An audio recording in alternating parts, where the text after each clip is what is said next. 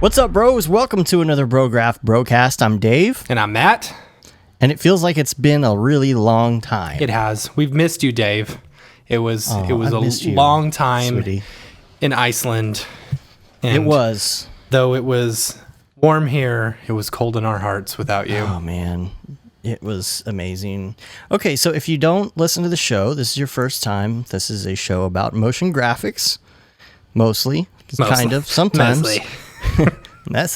So it's a supplement to Brograph.com, which is our tutorial site. Mm-hmm. And we've been getting a lot of traction. It's actually pretty amazing, like the response that we've been getting from people on the show. And it's taking off, and we love it. And we love you.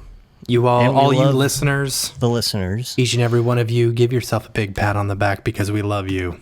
And if you haven't listened before, welcome. And this is a show about motion graphics, but we talk about the ins and outs, technical stuff. We talk about the business side of things, invoicing, how to be a contractor, how to work for somebody. We try to be a bit inspirational at times, but I don't think we're that inspirational. You inspire me, Dave. You inspire me, Matt. So sweet. So, here's how I know we're making traction. What's that?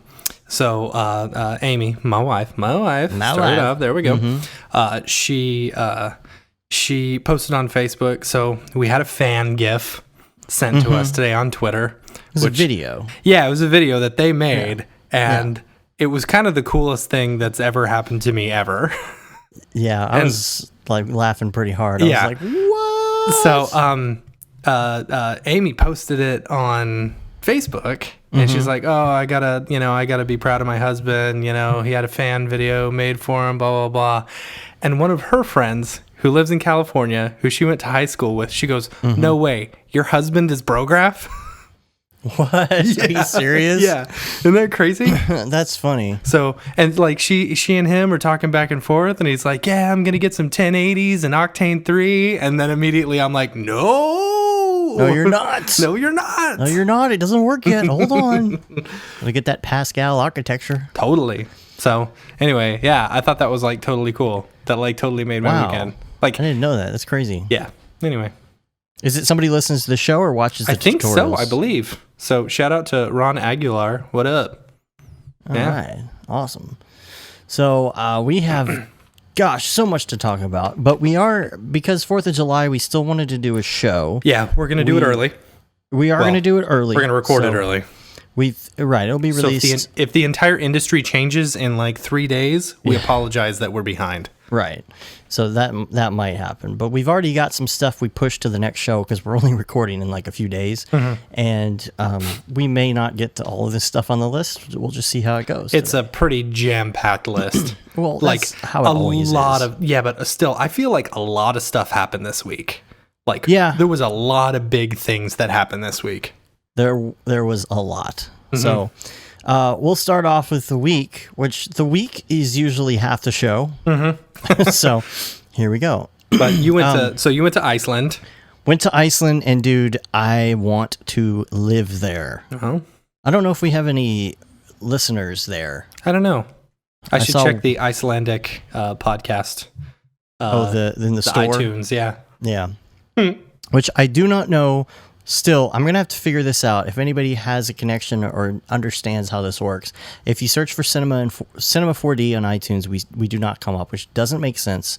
We're on, like it says Cinema 4D on every show description, and it's in the show description and the summaries and everything. Yeah. If you type motion graphics, we're the first thing that comes up under podcasts. Oh, really? Yeah. That's good. But I think that's because it's in our title. That's true. And so I don't understand how it works. We're not listed at all under Cinema 4D, and I would like to be. That's dumb. And I can't even check Google Play, like the Google Play Store, because now they got podcasts and stuff. Yeah. But they don't have it for the for iPhones.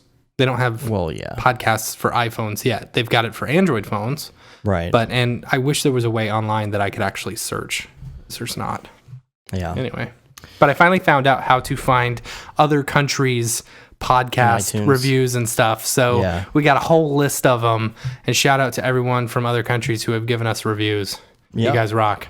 Yeah. there's some great stuff, and we'll actually talk about a few of those reviews later on in the show. And of course, we got that contest going on. I'll mention it at the beginning because I know some people kind of zone out when we get to the emails. Yeah. At the end, but we do have that contest going on for a couple more days. Yeah. So we'll announce the winner on the next show. Not the next show. Next show after that. Maybe? Oh, right. Because we're recording early. So someone might get something. So actually, you and David will be announcing the winner because I'll be gone that week. That's right. All right. So, okay. So Iceland. Oh my gosh. Okay. Here's my ultimate dream. My daughter is 6. Mm-hmm. Okay. So we got like 12 more years. She's going to go to, off to college. Mm-hmm. Whatever. 6 more years? What? No, 12. Oh, I was supposed to... No, 12 more years. Okay. 12 more years. And at that point, I would like to have enough money to buy some sort or have an apartment, whatever, in Iceland and spend summers there because it's 24 hours a day light. I don't want to be there when it's like dark all the time. I mean, I might do it a little bit to see the northern lights. But 24 hours light, that would be the best way in order to get on that every 30-minute sleep cycle. Yeah. I bet you that'd be good. The one that I mention almost every show that I want to do, but I never do. Right. You could, though. Yeah. But here's the thing. It's super crazy hot in Texas this time of year. It's the perfect time to go there because it's not snowing. It's just gorgeous weather. You can walk around without a jacket half the time. And it was just perfect. I've never been to such a great country in my life. Like, there's no crime. Nobody has guns. The police don't carry guns. I didn't see any police except for when there was a parade and they shut down the road for a minute. It's the only time I saw a police officer. The terrain is ridiculous. You feel like you're on another planet. I took so much video pictures. I had like 80 gig worth of video and pictures. Nice. And I had the trifecta. I had the Osmo for the 4K video, and I got some really awesome shots. Then I had the 5D for taking pictures, and I had the final of the trifecta. It was the GoPro to have, like, when we went to water stuff and waterfalls and all that kind of stuff. And then we saw Radiohead. I got some 4K footage of Radiohead playing. Spent $1,000 on beers. Yeah, right. I probably, well, actually, if you look at it, I probably did through the trip spend $1,000 on beers. It's so expensive. But and you weren't even hanging out with EJ Hassenfrost getting sour beers. Oh, he would have loved this, though. I mean, the beer there. We went to we have a live Facebook video of this somewhere. We went to a convenience store just to pick up some extra beers, and he was like, this isn't real beer. And I'm like, what? You mean like it's non-alcoholic? It's like old duels? No, I know. I mean, it's not real beer. If you want real beer, you got to go here. Like, he was basically, nobody even considers like a Bud Light type beer or Gull there, 2 to 5% alcohol, even real beer. It's sitting with the Coke and Diet Coke and everything else at the stores. And it's not real, But Radiohead played Creep. Oh my gosh. Oh boy, it's insane. Radiohead played Creep, which isn't just. I mean, it's the second time they've played Creep in, I don't know, 9 years or something ridiculous. They just played it for the first time the other day, and then they played it, and I was like, I can't believe I'm here listening to this right now. But it was a complete cluster. The crowd control, it was awful. Like, I was scared, but the fact that it was Iceland made me feel good because everybody was just cool to each other. Yeah, I don't even know how to explain it. Everybody's nice. Everybody speaks English, which I didn't realize. Like, everybody speaks English. Yeah, and it's just beautiful there. Like, I mean, there's places where you go with the volcanic terrain and the moss growing on it and just weird, crazy plants and things you've never seen before where you just feel like this is what it would be like to be on another planet. Yeah.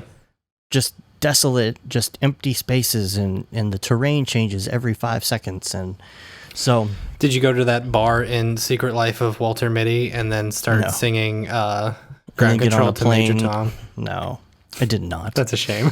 But I did do a lot That is my only experience with Iceland and the Mighty Ducks. It's so great. I don't know if you saw the pictures I posted or anything. I saw a bunch of them. Yeah, it looks really pretty. I'd love to go sometime. You got to come with. So if anyone's looking to do some motion graphics work out in Iceland, feel free to give the bros a call. Well, here's the data management side of the whole thing is that I didn't want to bring a lot of stuff with me, but I did bring a backpack full of gear, you know, and I had to have converters and all that kind of fun stuff. But the Airbnb we were staying at, which was great because we felt like we were part of it. You know, we'd walk across the street, buy groceries, and you know, walk to the mall. And you were there for a week, right? Yeah. Okay, from Monday till Monday, right? Yeah. So we would make food and coffee and stuff in the morning in our kitchen, and it was just we were a part of it, you know. Was that your first Airbnb experience? It was. Okay. Was it good? A good experience? It was amazing. Huh. Yeah, it was great.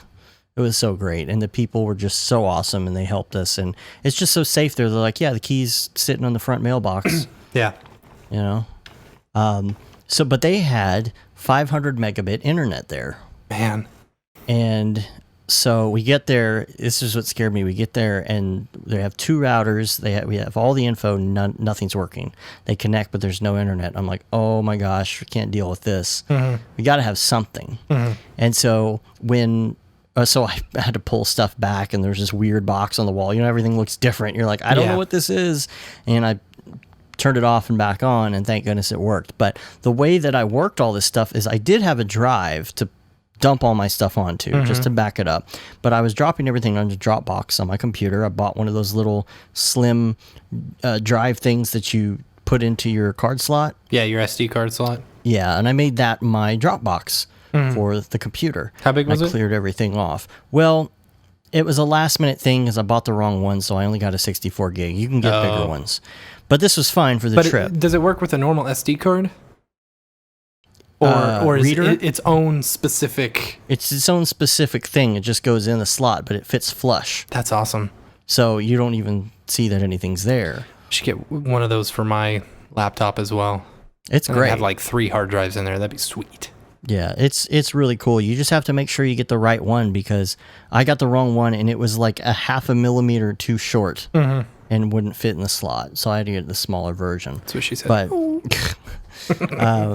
So on the management side for the media, I would actually just do like dailies. I would dump them in there, and I had remote control to the remote to get back to the team viewer to the desktop here and double check everything was coming in.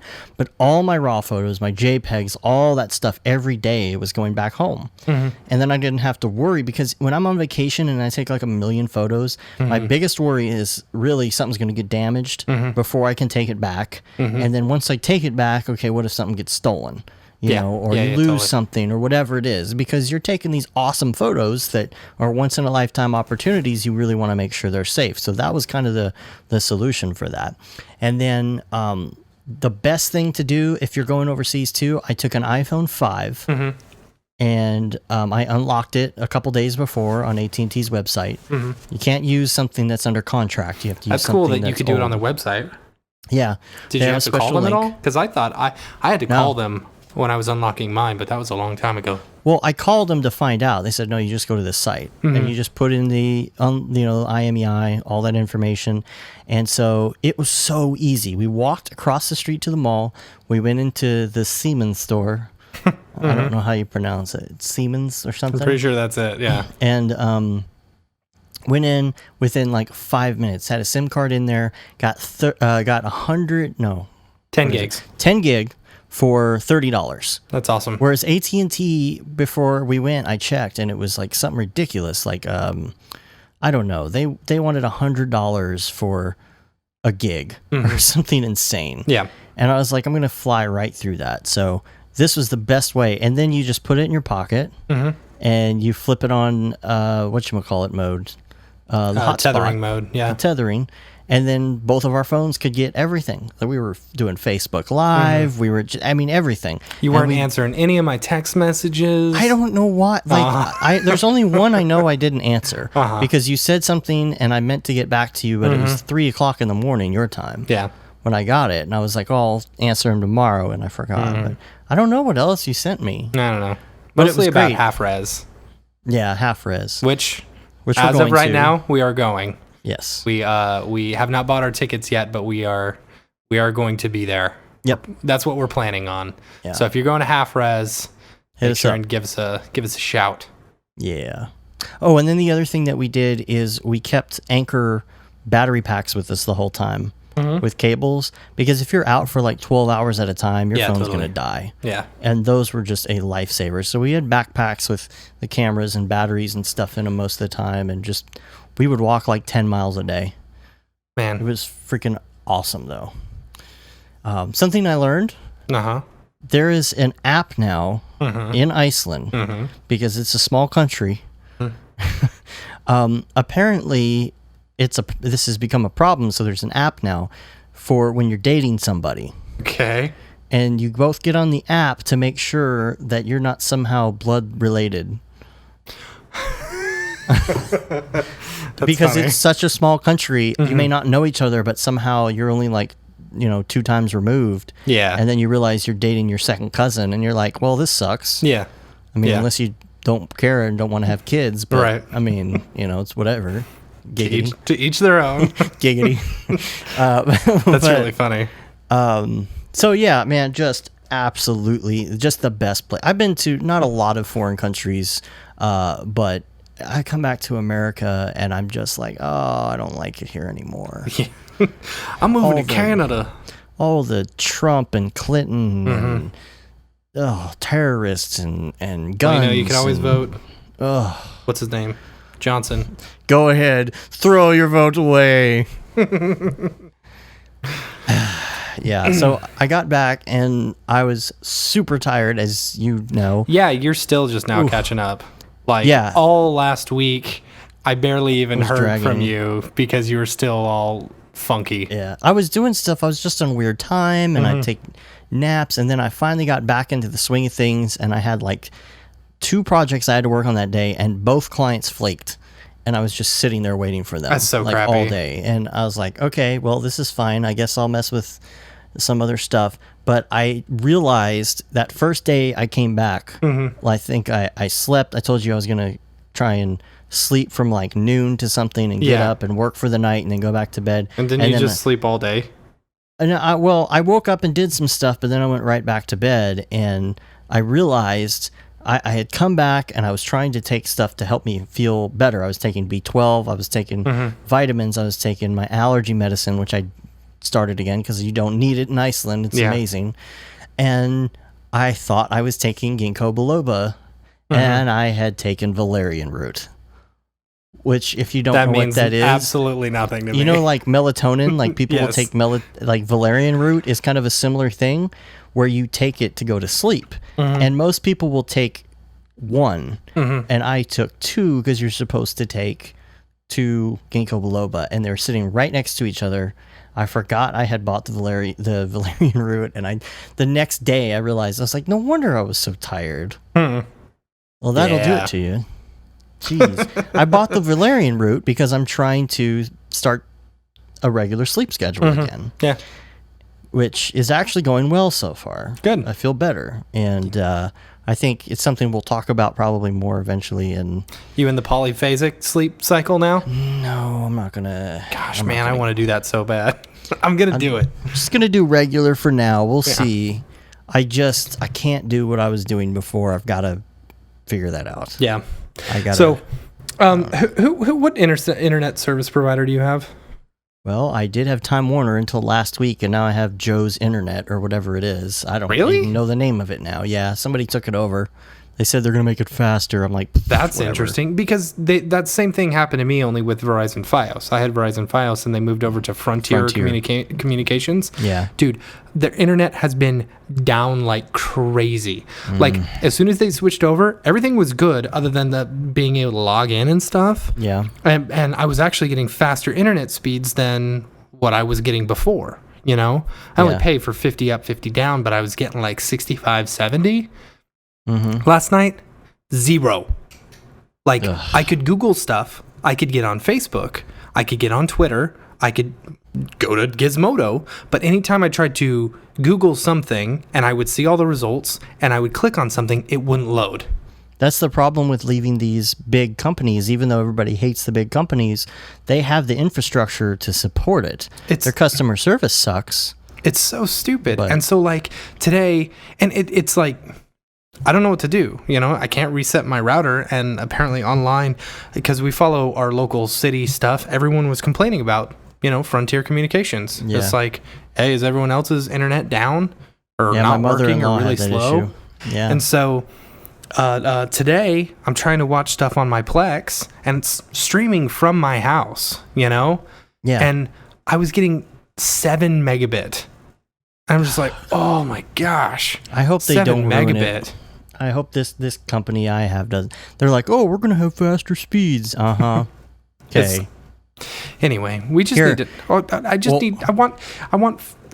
I got the email. Did you get the email from Google? Google Fiber? Yeah. That they are exploring it. Exploring. Now, that means it's like 5 years away or something at this point. But that's all right.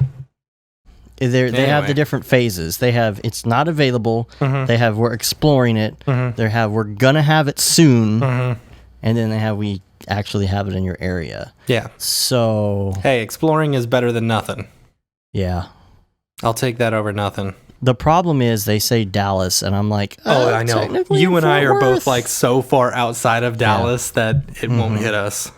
Well, if they're going to do Dallas, wouldn't they do Dallas-Fort Worth? I would think so, but, you know, sometimes Fort Worth gets the crap end of the stick. Yeah. Even though it's cooler over there. It is cooler over in Fort Worth. So, all right, so. I didn't do anything this week. I worked on one project. I did a couple of shoots. A lot. Yeah. One shoot. I did a shoot for the Salvation Army, you know? And it was super depressing. And I was kind of like bummed all day about it because, I mean, it was a good shoot. I was doing it for a company that was, volunteering their time in order to feed homeless people and stuff like that. Because Salvation Army does, you know, if you can't afford food or you don't have food or something or you're homeless, you know, you can go to a Salvation Army and they'll feed you lunch, a really delicious lunch, really big meal too. And I don't know, it just I felt like the biggest phony in the entire world because I was videoing, you know, this big bank who is sending their employees to do, you know, work to help out these people, and all they're doing is just pumping up themselves, you know, and it's like, I don't know, I felt like such a phony and such an a-hole for not doing more. Like, what am I doing with my life? You know, it's like, hey, look, everybody, he's a phony. I'm not doing any. I felt like I was just, I don't know. Just more kind of put my whole life in perspective, like that I'm just worthless and not doing anything, you know, good in the world. Dude, when I came back here and I was sitting here, I have this horrible post-Iceland depression. And I'm just like, I don't want to do this anymore. I just want to live in a house in the middle of nowhere in Iceland and just forget about any of it and just screw America. Like, I'm done with this. I'm so done. I felt like, just go do something for other people and just live simple life and throw everything away. And I know. Anyway, so it was. Anyway, the Salvation Army is a really cool place. I didn't know that they did food for, you know, homeless people and stuff, and just seeing like there's so many people with like handicaps and like like what is it? Like disabilities, like mental disabilities that they are homeless because of this and they don't really, I don't know. It's so depressing. When we make our millions, then we'll donate. I actually already have the charity that we're going to start. So what's that? It's going to be helping. It's going to be a scholarship to help low income, poor students who want to go into film or motion graphics. It's going to be a scholarship for them. Starving artists. That's yeah, what we'll exactly. Oh, wait a minute. That's exactly what Amy said. She came up with the idea. I was like, oh, yes, that's great. I like it. Starving artists. Yeah. I'm sure there's already something called that. That's all right. But anyway, it's a good idea though. Yeah. We'll get there. We'll get there. So CC 2015 updates came out. Yeah. Not 2016, I but know. 2015.3. 0.3. Is there going to be a 2016 this year? I don't know. I don't think so. I think they would have already done it. I think they'll probably just wait for 2017. Yeah. Because they did back with CC 6. The next year it was CC 6.5. You know, they kind of messed themselves up by doing the year. I don't know. Oh yeah, because then it's expected. But why not call the 0.3? I guess it's not different enough. Yeah, I don't know. To call the 0.3 because they don't want you to like install a whole new program. I don't know. Oh, I mean, you are installing a new program. You know. Yeah, but they give you the option with the year update to overwrite or install additionally. Yeah, I always install additionally. And then end up with like 15 different copies of the same thing that I actually never use. And then your computer always like defaults to Illustrator from 2 years ago. Mine is Premiere Pro 2014. That's what it defaults to. Oh, you should see Photoshop on my laptop is like CC. Oh gosh. Yeah, whatever. That's funny. But I don't know. I haven't installed it yet. I've heard some good things. EJ was saying, he's really excited about the being able to export to Adobe Media Encoder from After Effects, which I thought was very cool. Oh, I never thought about that. Yeah. That would, yeah. So now straight from After Effects, you can send to Adobe Media Encoder. Yeah. Which is cool because then you could have a whole list of like After Effects and Premiere, like a whole queue of it and just set it to go.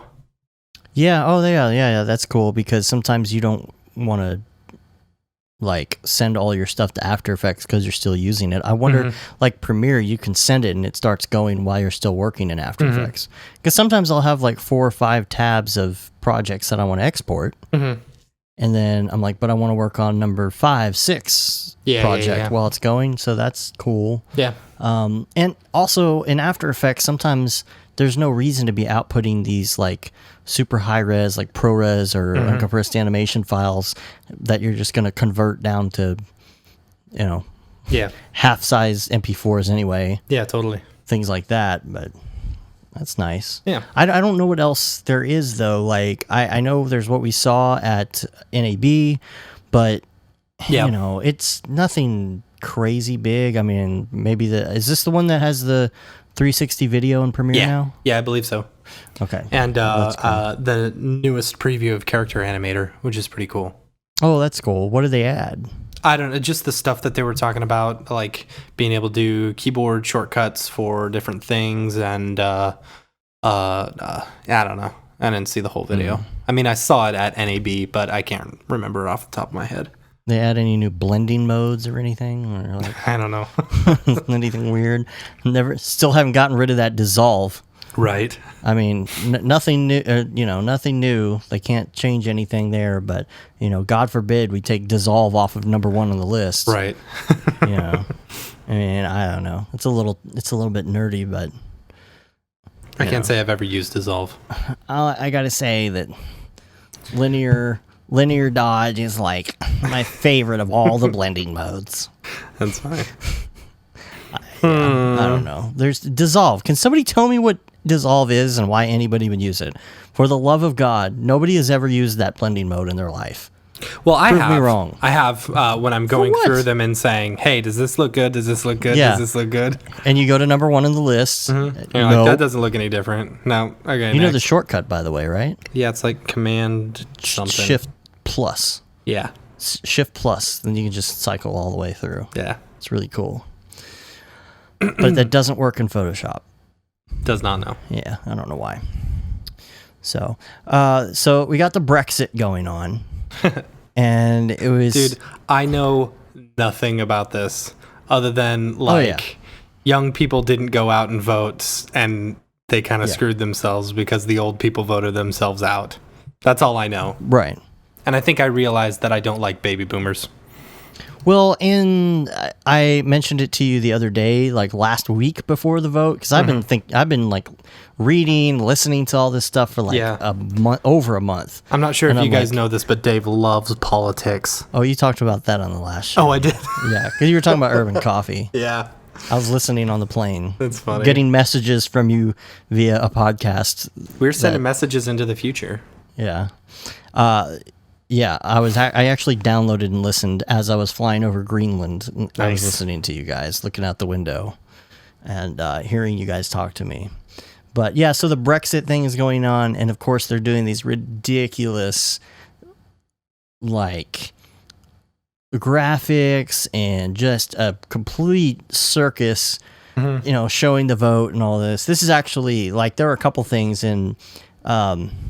EJ Hotzenbrotz was posting stuff on Facebook, actually, and I was like following. Man, they did some crazy stuff. Like the anchors are inside a Big Ben and they have all this stuff, but they did a projection mapping thing, which is insane, where they were projection mapping the graphics onto a building live and like showing the vote, what was going on. That's cool. It was, I don't even remember where the video is, but it's something the EJ posted, and so they would, like, they sectioned off. I don't know if it was Big Ben or what they were. I don't remember what they were projection mapping on. But they had all the different graphics and stuff like sectioned out on the building. It would cut to a live shot of the building with the projection on it. It's like, really? Yeah. Really? It was just way too much. Yeah. So, I don't know. I have no opinion about it. Yeah, well, that's not this type of show anyway, so yeah, we'll stay out of it. Straight up. We could talk some Apple announcements. Yeah. Yeah. They suck. I watched part of it on the plane on the way to Iceland. And I started drinking and I stopped watching it. But that's a good way to watch the Apple announcements. Yeah. It was so depressing. Yeah, but the emojis are 3 times bigger, dude. 3 times, and they've got animated backgrounds whenever you're sending stuff, and you can automatically change words to emojis like we're Egyptians. That to me was the most ridiculous thing ever, and I feel like he even thought it was the most ridiculous thing ever when he was announcing it, because he was laughing about it. I know. You're right, you're gonna die. I'm choking on my coffee. Sorry. So and it's like, what's the point? Who cares? You know, do something, be innovative again. You know? Make Apple great again. That's the new hashtag. Yeah, make Apple great again. Oh, man. I mean, there's so many things I think of on a regular basis that would make Apple better. And I'm like, is there... excuse me. There are people way smarter than me working at that place. Why can't they think of the things that I'm thinking of? I don't know.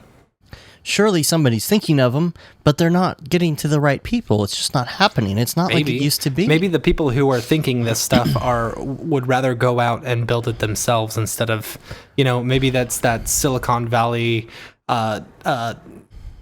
thought process or whatever, where it's like, well, I don't want to give this to the company I'm working for. I'd rather go and make it myself and make $1 million.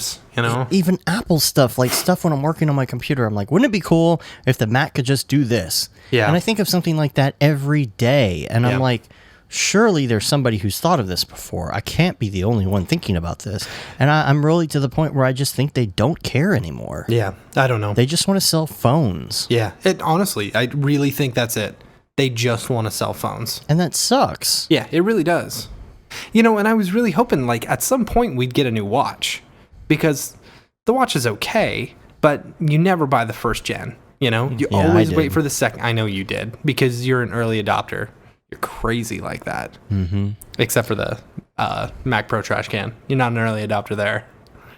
Well, I was. The place I was working at, we bought the fully decked out one. Yeah, I know. When they came out. But you're not going to buy one for yourself. No, because I realized I don't need it. Right.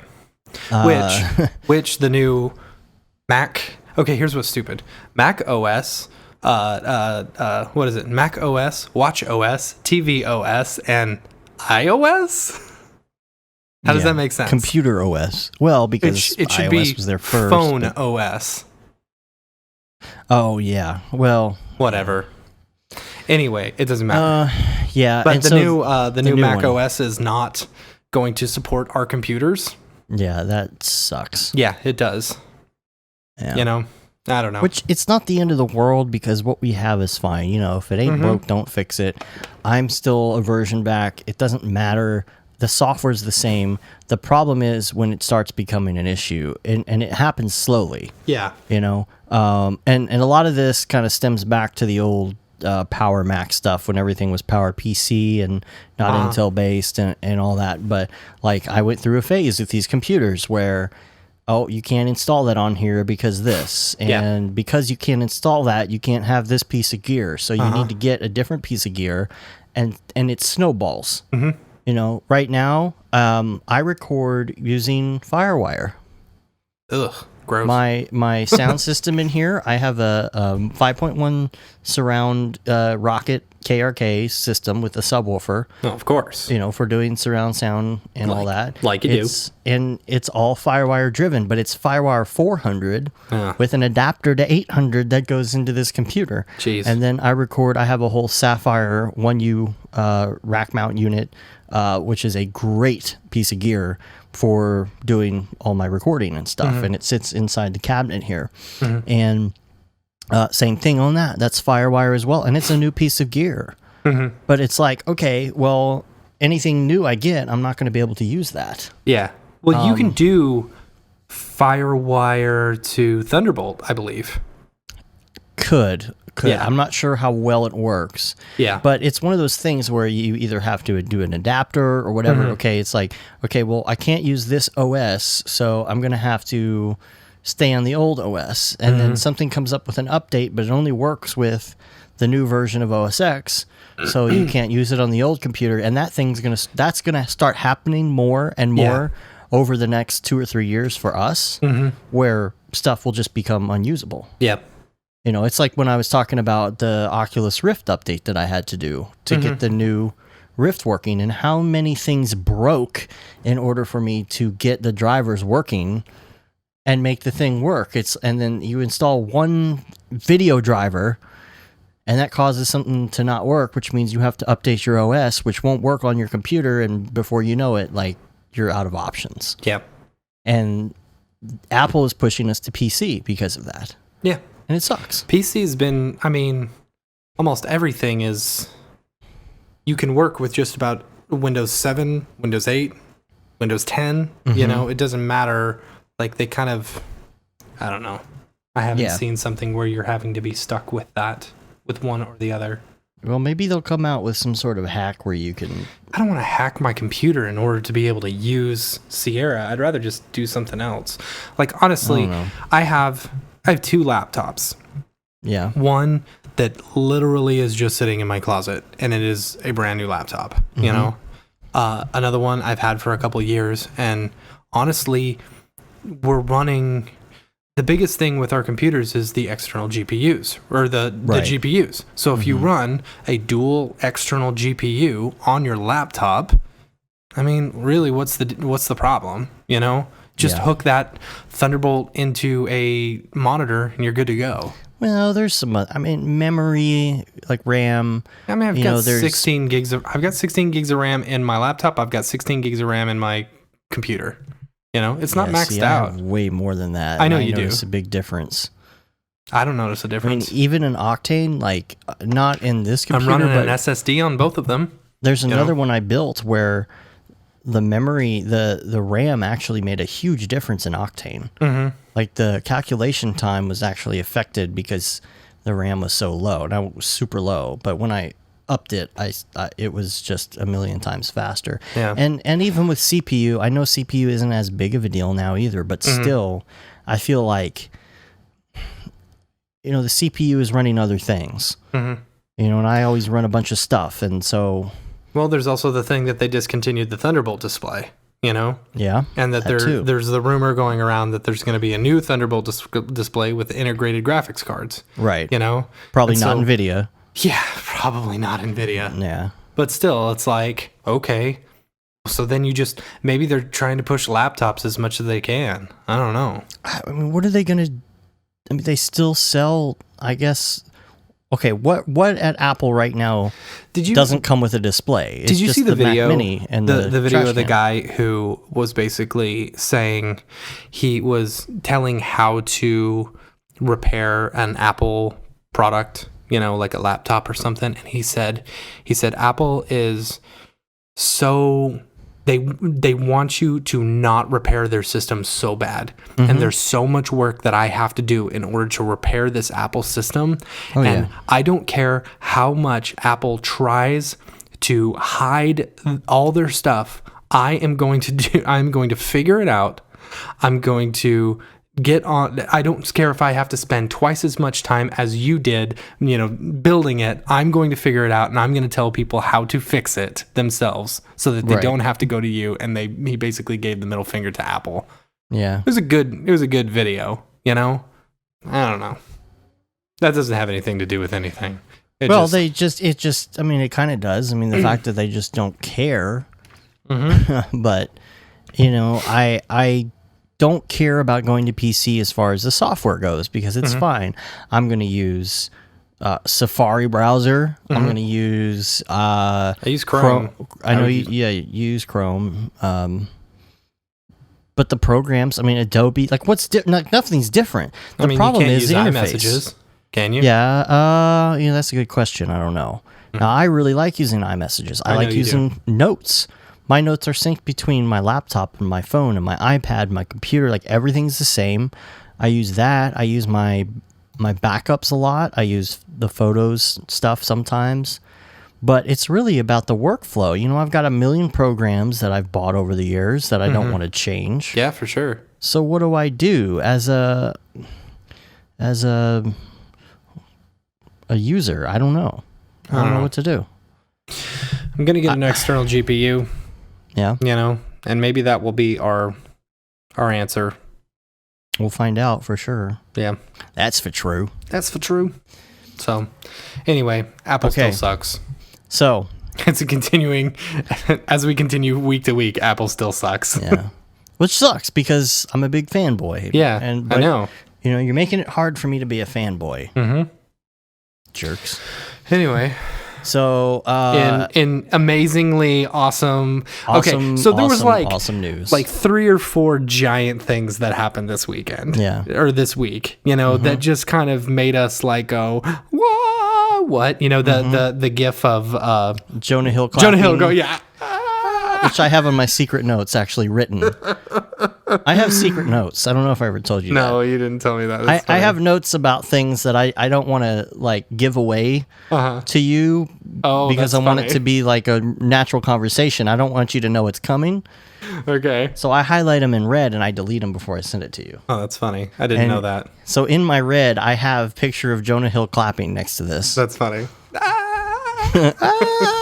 Yeah. So, we got an email this week from Beeple. Yeah. Saying that, so his subject was go full brotard. And he said, hey, sirs, just snagged a copy of your plug. Super pumped for that easy gobo and spotlight stuff. Keep crushing it. Tanks.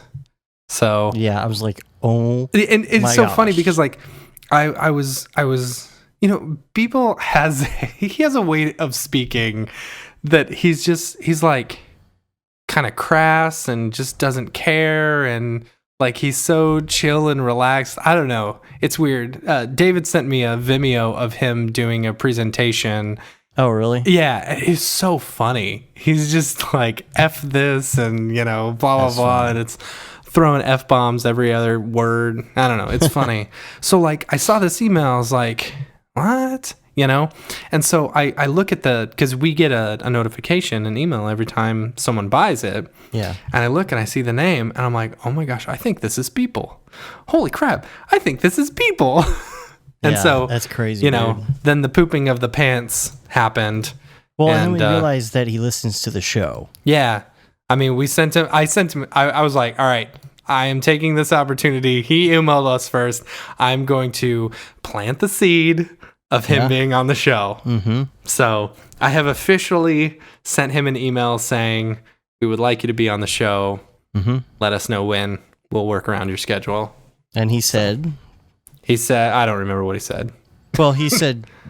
He said he listens to the show. He said yes, eventually. Yeah, eventually. We got to work out a schedule. Yeah. So sometime this year, people will be on the show. Which is super exciting. I would love to ask, number one, how in the world do you keep up the dailies for 6 years every day? No, 9 years. Christmas? He's at 9 years. Good God. Yeah. Now, I'm wondering, if he hits 10 years, is he going to stop? I don't know. I mean... the video that I was watching, he basically does a different theme every year. And at what point does it become, like, not helpful anymore? Or does it? I don't know. Or a hindrance, or... Let me give you an example. When I was in second grade, there was a book contest. Okay. Where if you read a book, you get a sticker on the little chart. And every time you get 5, you get a prize out of the toy chest. That was my second grade, too. So we start doing that. And at one point, it becomes me and 2 other kids are the only ones who have done it every day. And so now I have to do it every day. Because I cannot lose to these other kids. And so one of them ended up dropping out, and it was just me and this other girl. And like we were like neck and neck, like somebody's gonna get sick or somebody's gonna something. And so even when I was sick, I would read one. And because I had to read every day and do a mini book report on it every single day, I became so burnt out on reading that it ruined reading for me for the rest of my life. I literally hate to read books now because of it. And it's horrible. And so I think about that, and with the whole almost daily thing, it's like, if you made yourself do this for so long, would you start to resent doing dailies? I don't know. Here's the thing. We've been doing the podcast for almost a year, right? Yeah. Do you resent doing the podcast? No, but if we had to do it every single day... Yeah, but like it's one of those things where like it's something you enjoy. It's something you like to do. It's a challenge to yourself, and I don't know. Right, but on those days that we can't do it, sometimes we just say, okay, we're not going to have one this week because it's a holiday or whatever. We don't say, oh, well, we have to do it no matter what. Even though our family's in town from wherever for Christmas and they're downstairs eating, we're up here doing well, we don't do that. Yeah. But I think some of those he just knocks out pretty early, and he only spends maybe an hour. I know he's fast. Yeah, he said whatever point he's at, whenever it hits that timer, that's the done, So yeah. And I'd also like to ask, how does he feel about everybody like trying to imitate what he does, because it's that is really interesting. Like we say, dystopian landscape with a person, blah, blah, blah. So that's like his theme for the year, I guess, right? Yeah, I guess. But like, that's his style. Like I think I've said before, that's his style, though. Yeah, that's his thing. But when other people are doing it, and it becomes so overdone because the other people are doing it, like when you're in that position, how do you feel about? I mean, I guess it's flattering that everybody wants to do what you're doing, but do you feel like it's kind of diluting what you're doing? Yeah, because that is interesting. Doing it, That's interesting. I got all these questions I want to ask, and so anyway, super excited. I planted the seed. I planted. So, yeah. Now that should be the image for the this podcast is Jonah Hill going. Oh yeah, definitely. So, yeah, I don't know. I planted the seed, so and really that's the most important thing. I'm incepting his mind, putting the inception into his brain hole, and we're gonna have him on the show eventually. That'll be cool. Yeah. So last week was the last week to get the plug-in for the discounted price. Yep. It's now up to its normal price. $69. And so it's there. Beta testers, email me for a discount code, by the way. Yeah. We'll get you that if you haven't bought the plugin already. Yeah. it'll be the same as the introductory price. So if you already bought it, and you got that price. So cool. That's cool. We got the psych fixed. It's not updated yet because I'm looking to do a couple more things. The psych problem, I don't know if we talked about it. You can't rotate the psych. Yeah, we talked about it last week. Which, oops. Yeah. But, there was a workaround that I mentioned. Yeah. Just make it editable and then rotate it. But you can't adjust it. Right. I had matrices that were switched to global instead of local. Oh. And so they were, it was in multiple places. So it took me a while, but I figured it out and I got it fixed. Cool. But I haven't done the 0.1 update because I'm trying to do a couple other things with it. I know not being able to rotate the psych is kind of a major issue compared to the other things. Yeah. But we'll see. We had one more person email us today saying they have the weird disappearing psych problem. Yeah. Well, this time it's on the psych instead of the Quick Sky. The other person was Psych and Quick Sky. Oh, Psych and Quick Sky. Yeah, this guy is saying just the Psych, which doesn't make sense. He's got the same... Are they both on PC? They're both on PC, Windows 10, but we sent it to David and he can't recreate it. It's the weirdest thing. It seems like a bug in Cinema to me. Mm-hmm. I don't want to be blaming it on Maxon or whatever, but it shouldn't be doing what it's doing. That's what I don't get. And so what I told him is that when I get it to a point where I fix what I think it might be the problem, I'm going to send it to him, have him try it, tell me if it appears or not. Okay. Because my only thought is that there is one tag on the null with a layer that is muted, but it shouldn't mute the null itself. Yeah. Unless that has it's boggling my mind. It really bugs me. The thing is, I think it would be doing it for everyone. Right, and it's not. And even this guy said, well, I put it on my Mac and it was fine. Yeah. So, I don't know. I don't know. Oh. Yeah. So, what else here? Disappearing thing. Listen to the show on the plane. I already talked about that. I wanted to follow up on what you were saying last week about how you kind of manage workload by letting the client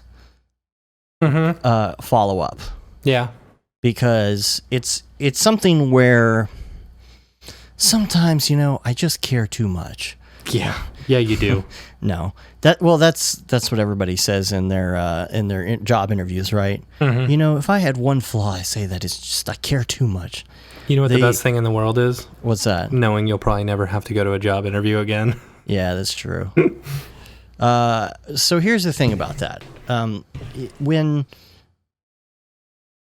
there's a lot of clients like that seem to be very, not necessarily bad at what they do or anything, but they're just slow to respond, or they have too much on their plate and you have to remind them. And I hate being in that situation because I know they have something that needs to get done, but I'm waiting on them for the next action.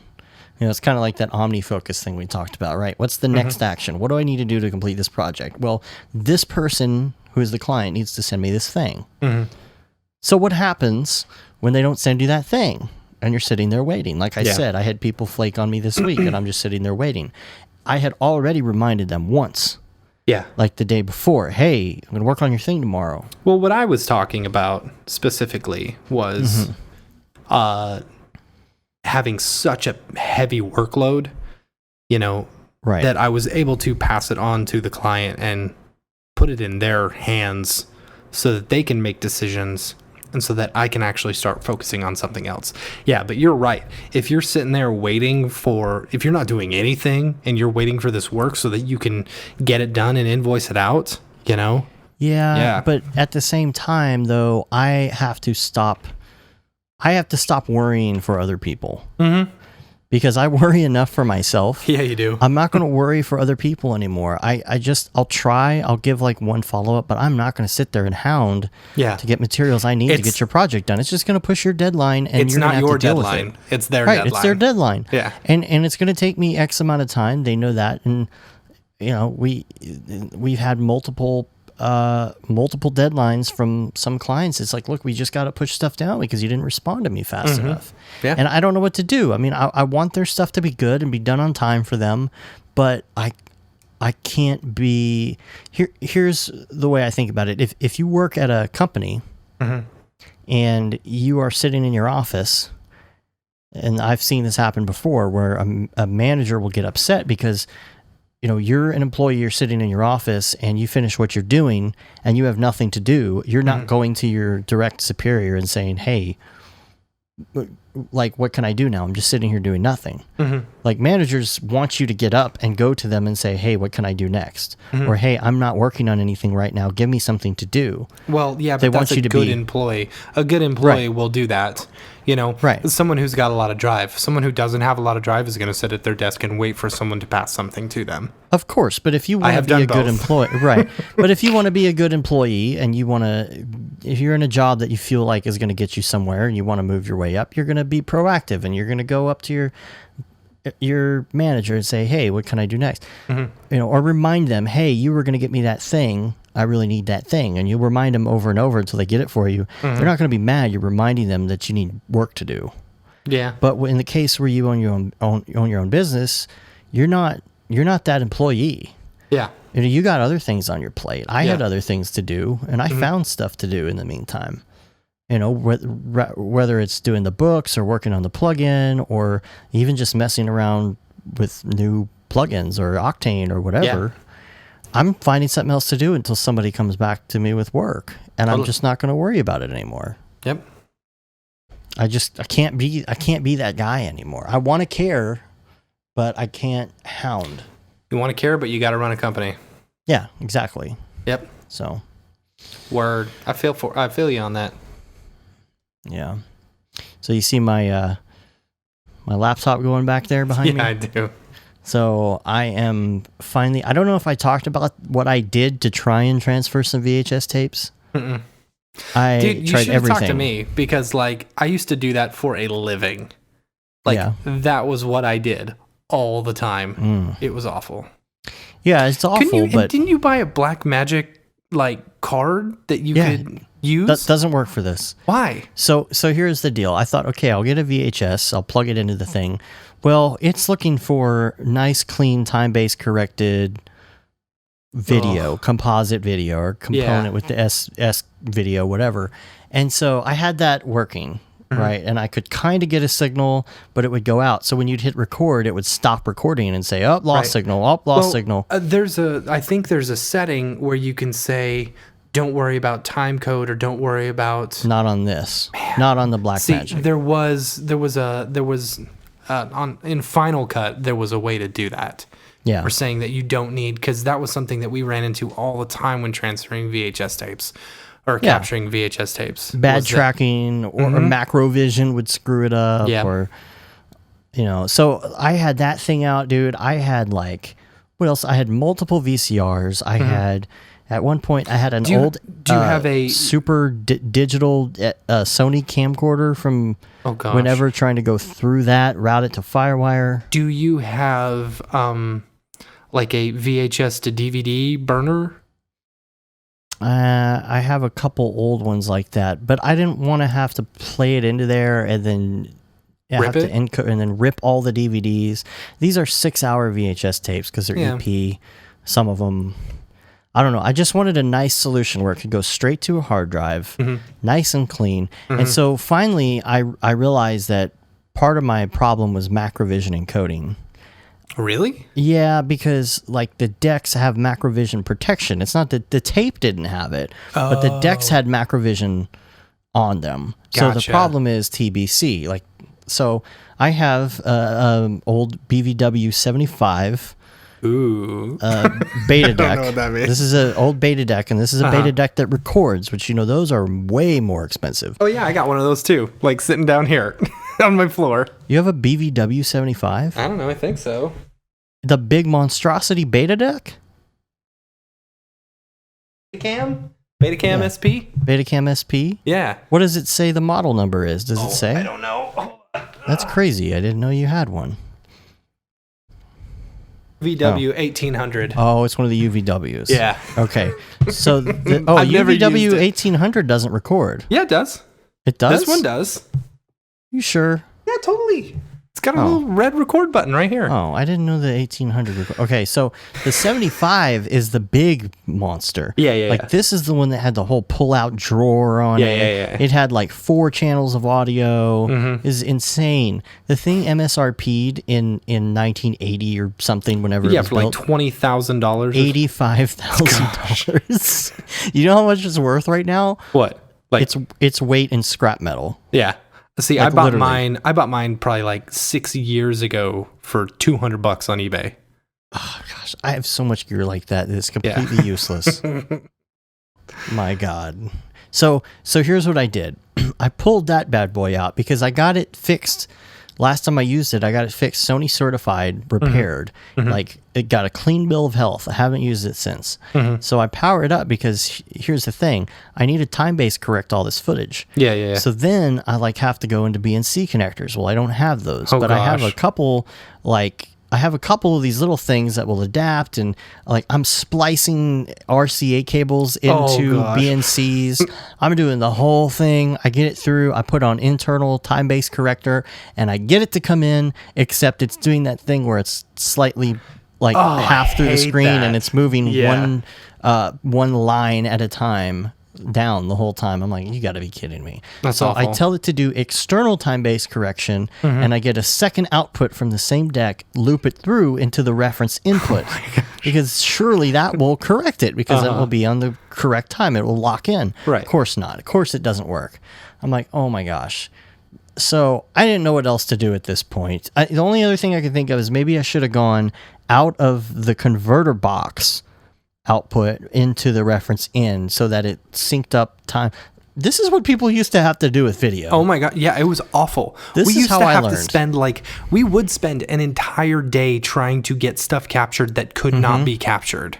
There was one time we would buy, we had like 1 or 2 or 3 specific analog to digital converters that would work perfectly, and some of them would rip the macrovision right out, which the was Sony one. Awesome. That Sony one was like $500. Yeah. And you know, slowly they started going out on us. So then we had 2 left, and then we only had 1 left in our store. And it's like, what do we do when this one goes out? Because we don't want to have to capture everything, you know, through the computer and stuff. Oh man.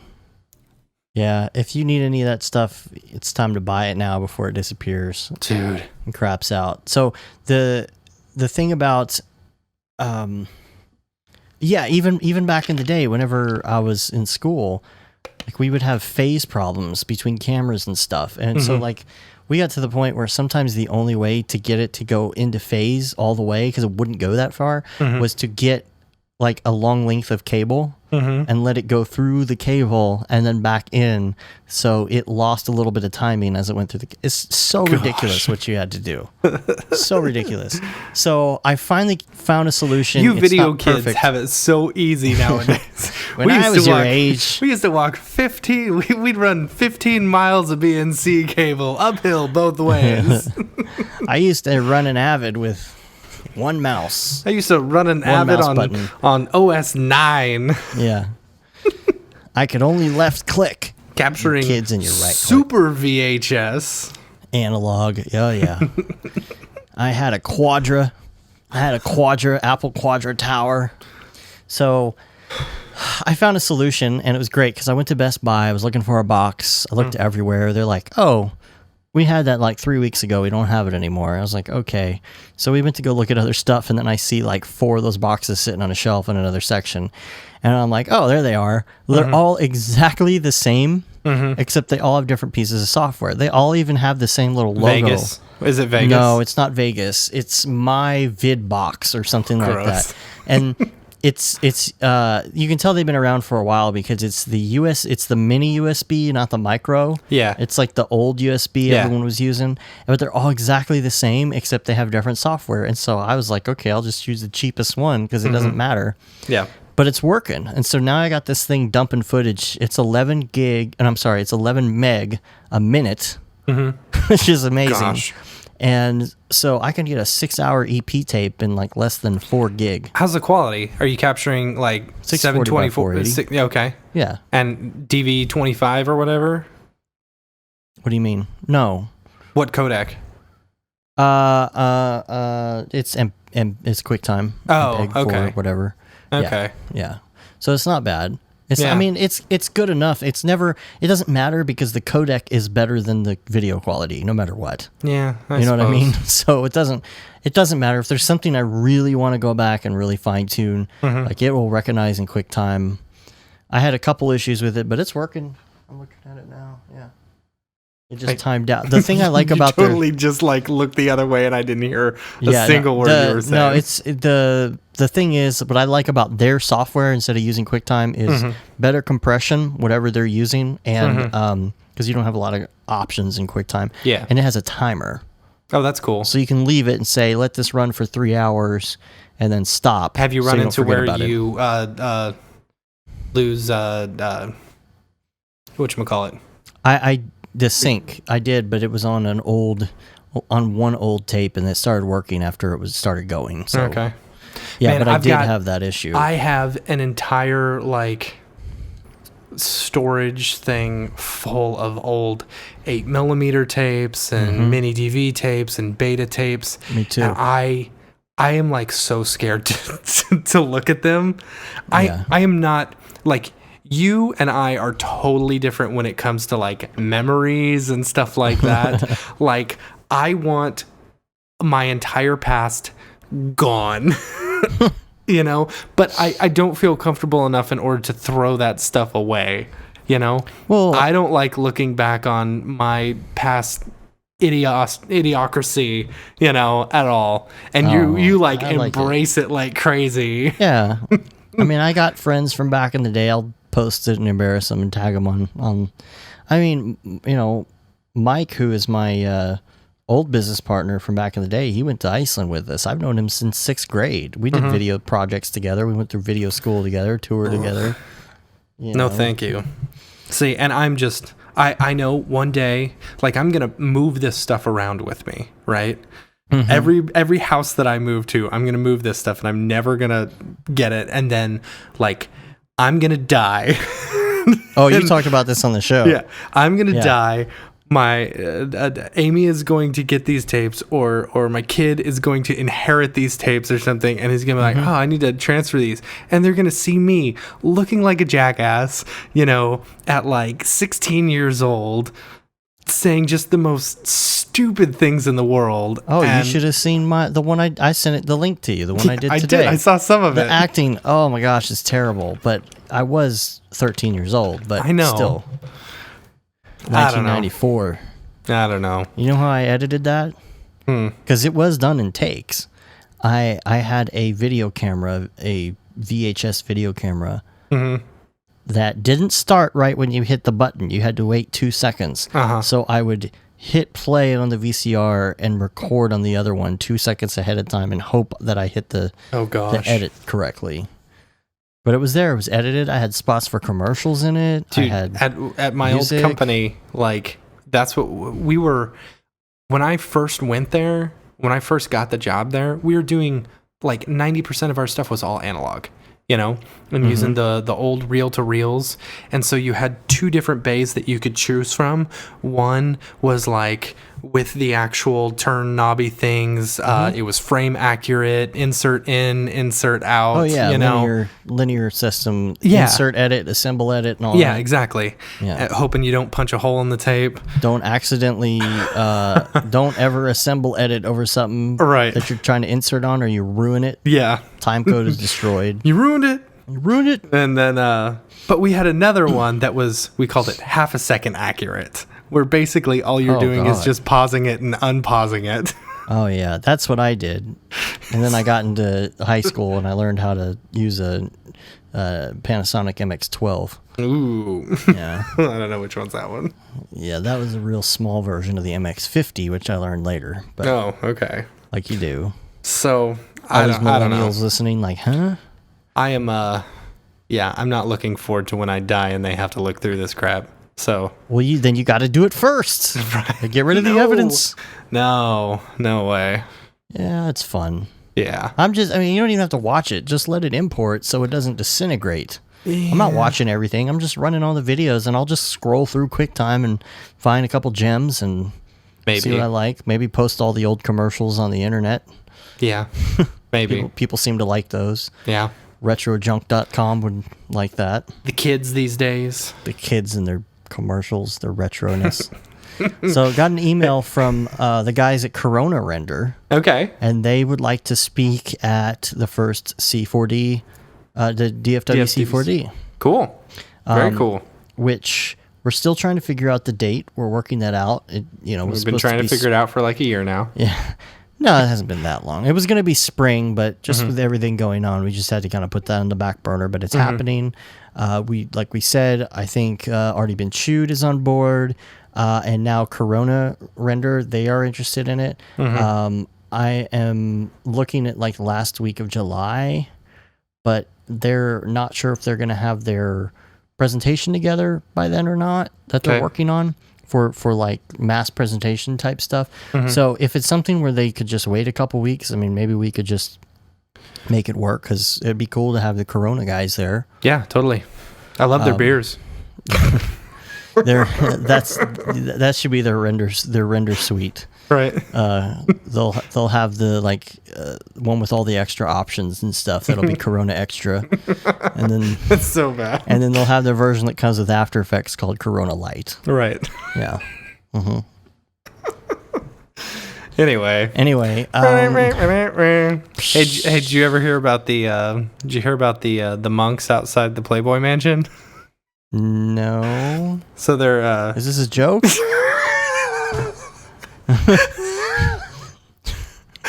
I told Amy this last night. Is this a joke? She said the exact same thing. I thought you were starting a joke. I am starting a joke. Oh. It's just funny that apparently the way I say it is like it's Well, yeah, did you hear about the one? Oh man. Did you hear the one about the guys with the? Of course, it sounds like a joke. The monks. Sucks. This is probably not going to be funny now. Take a moment. Oh my gosh, I can't even finish. I'm sorry. Talk amongst yourselves. I hope this joke is funny now. It's so bad. It's so bad. Okay. You're going to have to cut all this out. I'm sorry. No, I'm going to leave it. This is great. If only y'all could see the Skype. Let's see. Oh, anyway. Okay. You're gonna.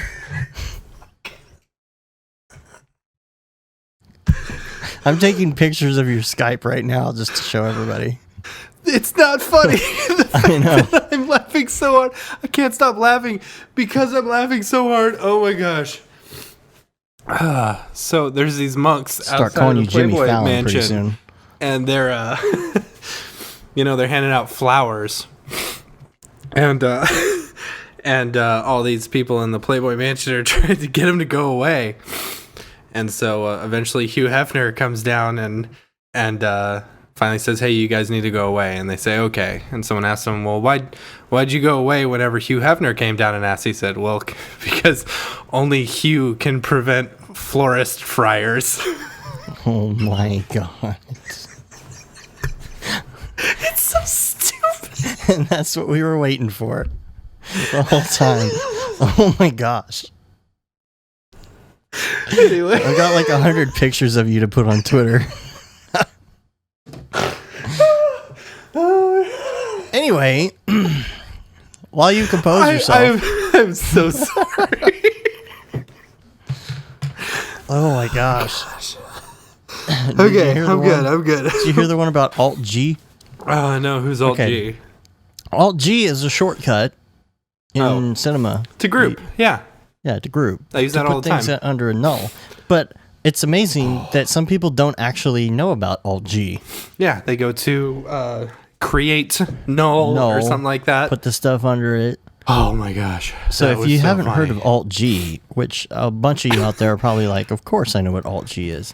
Yeah. But Alt G is like muscle memory to me now because I use it constantly. And oh, totally. I hate it when I'm in After Effects and I hit Alt G. Right. Because I want to pre-comp something. I wish you could. I know. I wish you could I do that in Photoshop too. Yeah.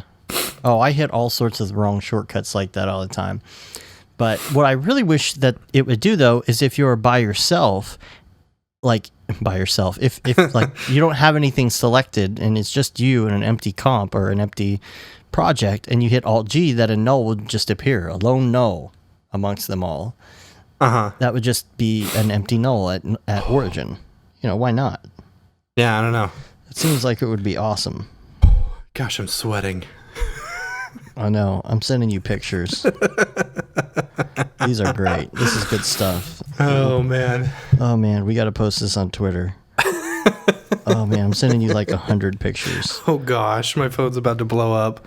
Here you go. Oh, man. So, I don't know. I just thought I'd throw that out there. So, this is something that I ran into today. Yeah. That you don't have on here. So here's what sucks. Like, this is normally my my workflow whenever I'm doing like object buffers and using Octane and stuff. I will export an object buffer through the standard renderer instead of through Octane because it's faster. But I just realized that if you're using displacement on something, it won't show up. Oh, yes. Yeah. And if you're using the camera parallel perspective correction, you can't do it either. Oh, is that true? Well, yeah, because that's that is camera right. thing. Yeah. So what are you going to have to do? You're going to have to do a object buffer through. I'm getting these pictures. I'm gonna do an object buffer for just the thing that I don't know. I'm creating water, so basically I have to do the object buffer for just water, right? Which I think that'll work. And you had something listed about compositing tags not working through Cineware AE 2015. What was that about? I thought they did. EJ was talking about that. Oh, yeah. On his tags. On his live thing this week, he was saying that they were having problems with compositing tags in Cineware in After Effects, the new After Effects 2015.3. Yeah. Oh, I wonder, was it a flaw, like a bug, or do you think they got rid of them? I don't know. I think it's just a bug. Well, what about if you bring it in as an AEC, did he say? Yeah, he had to do that. He ended up having to do that. See, I do that anyway. Yeah, I know. I just prefer AEC. It seems to work better most of the time. Yeah. I don't care about Cineware. The only time I use Cineware is if I'm trying to like align some geometry up with some sort of comped scene, and I can go back and forth and get it ready, but then I'm done with it. Yeah. No, I use it all the time. For bringing in my cameras and my external compositing tags and stuff. Yeah. And then David met up with EJ this week, by the way. Yeah. Because EJ's moving to Denver. Yeah. But was there some sort of event? It was like a DC meetup or something like that. Oh, okay. I see. That's cool. Yeah. Cool. All right. Well, let's talk about RealFlow for a minute. RealFlow Cinema 4D. Okay, so we got a lot to say about it, actually. Yes, absolutely. Interesting. I guess we were some of the first people to technically, like, really dig into it because we seem to be finding all sorts of problems that nobody else had talked about, which seemed very obvious to us, but nobody seemed to be talking about it. Number one, overall impressions, crashes or whatever aside, thoroughly impressed. Very. Like, yes. The ease of use on this is incredible. And if you know X particles, yes, that's what I was going to say. You know RealFlow. Yeah. It is almost really exactly the same. A lot less options, but not in a bad way. It's just because it's not about particles. Right. It's just about the liquid only, and it seems to me sometimes when people concentrate on one specific thing, then it's better. Yeah. Like we talked about, I think a couple episodes, water with X particles looks a little fakey. Yeah. And takes forever to cache. Oh, yes. Here's the thing, this project that I'm working on currently, I decided to use It's the one you were talking about last week with David. Yeah. So because I learned X particles. Right. So I learned X particles in order to do this project. Yeah. And then the client finally came back and got me some stuff, got me his impressions, and he wanted the water to change a little bit. So we bought RealFlow. Yeah. And we've been using it, and I thought this would be the perfect opportunity to use it. It's super crashy on me, and the thing that sucks is with this, I'm having to render out like different chunks, almost like different sections of my scene, and composite it all together because, Octane is limited by its 2 million or 3 million, 4 million poly or whatever. Yeah.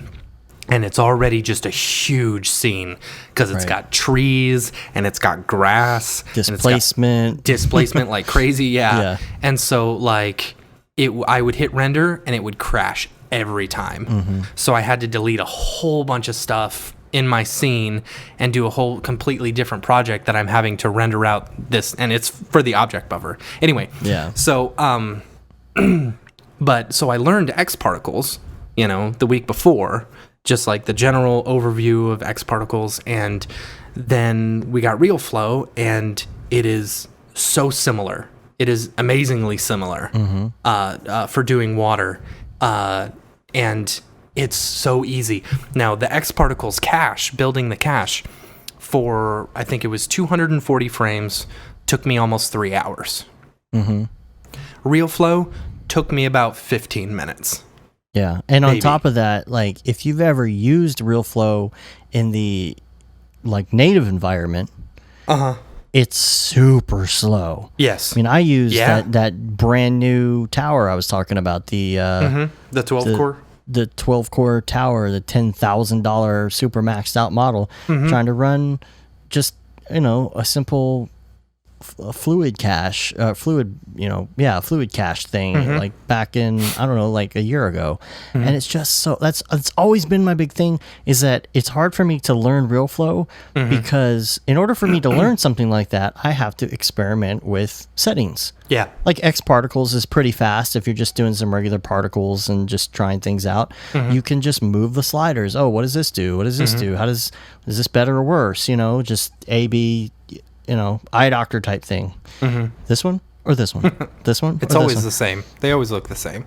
Yeah, but when you're doing RealFlow, you want to be able to say, okay, well, what does this do? If I change the viscosity all the way up, if I bring it all the way down, if I change surface tension, all these different options, right? But it's so hard to do when you're in their native app because in order to see a result, you have to wait for 30 minutes. So you're like, okay, I'll change this and then I'll change that. And you do like 4 different things and then you let them all bake and then you let them all render and then you've learned how to do one thing. Yeah. And so this is so fast in general that you don't have to worry about that. I feel like you can actually learn how to use RealFlow now. Yeah. Yeah, it's so super snappy, and what's awesome is you can actually use CUDA GPU in order to run it, which I honestly didn't notice a difference between running it CUDA and running it, just OpenCL or whatever it is. It could be and that's the thing too, it gives you the option of video card or CUDA. Like GPU or GPU CUDA, but you can only use one. You can't tell it to use 2 if you have 2. I hope you don't hear that. My cat is just rubbing up against this. She has no water on in the shower, which she's upset about. Nice. And no, I can't hear her. She switched cat foods today, and she's eaten the same thing for 11 years, so she's pretty upset about that. Yeah, I can imagine. So, hopefully she's not bumping her head up against the stand too much. No, I can't hear a thing. But it's now as soon as we started playing around with it, I don't know if any of y'all saw the tweet that I did, but once we finally got it working, now big, huge, amazingly gigantic shout out to Ahmed Akhtar. Yeah, he is incredible. And he's the guy who does the Cinema 4D Octane plugin. Yes, he basically, we had a problem with it, and basically whenever you send the scene, the RealFlow scene to Octane, it would crash every time. Right. Now, if you had the scene open already and you had sent the scene before you set a real flow scene, it wouldn't crash. Right. But keep going. I'm turning on the water for my cat. No, it's all good. Nuts. So we posted something in and it wasn't an Octane thing. It was a real flow problem. And the real flow, it was the real flow plugin that was crashing because it would say, real flow for D or whatever messed up, And so we posted it on the forum, and literally within 10 hours? Something few like hours? That. Yeah. A ridiculously small amount of time for a huge company to, figure out. Yeah. He had it fixed. And the thing about it wasn't Octane. It was real flow, and he found a workaround in order to make it work. Right. He figured out what was causing real flow to crash and fixed it, like reverse engineered it and fixed it that way instead. This is still, so if you have it, it's not an irregular update. This is like a test update. We will have a link in the notes to where you can get like the newest test build that he built that works with it. The thing though is that the Next Limit customer support is just, it's not there. It's virtually non-existent. Yeah. For Next Limit, because when we first bought it, the makers of Real Flow, right? When we first bought it, like we didn't get anything. Mm-mm. We didn't get an email. We didn't get anything. It says, thanks for registering. Here's where you can see your license. No licenses, nothing.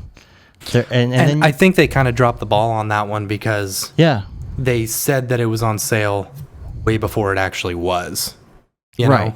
Because you retweeted it, and then I was looking at our tweets, and it had what you retweeted, and it said unavailable. Yeah. It's like they deleted that tweet or something like that. Yeah. And so when we bought it, it was not only was the license not there, but it said, here's the download section, and you go, and there's no reference to the software that we bought. Yeah. And it wasn't until like a couple days later that we finally got it. I actually called a local distributor for Real Flow and talked to them to get a number, and called Spain to try and contact someone, and nobody would answer. I finally got the response back, and they're like, yeah, sorry about that. And I said, well, now I just got your thing like an hour ago, and I'm using it, and it crashes with Octane. Not just for me, but for everybody. Like, I posted on Facebook, on Reddit, on Vimeo, on the Otoy forums. Everybody's like, this doesn't matter what you're running, what system, Octane crashes. Even if you put an empty Real Flow scene in with nothing in it, and you hit render in Octane, it crashes every time.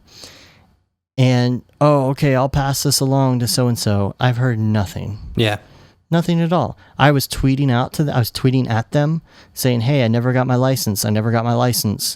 Hey, this doesn't work in Octane. What's the deal, guys? Nothing. Nobody says anything.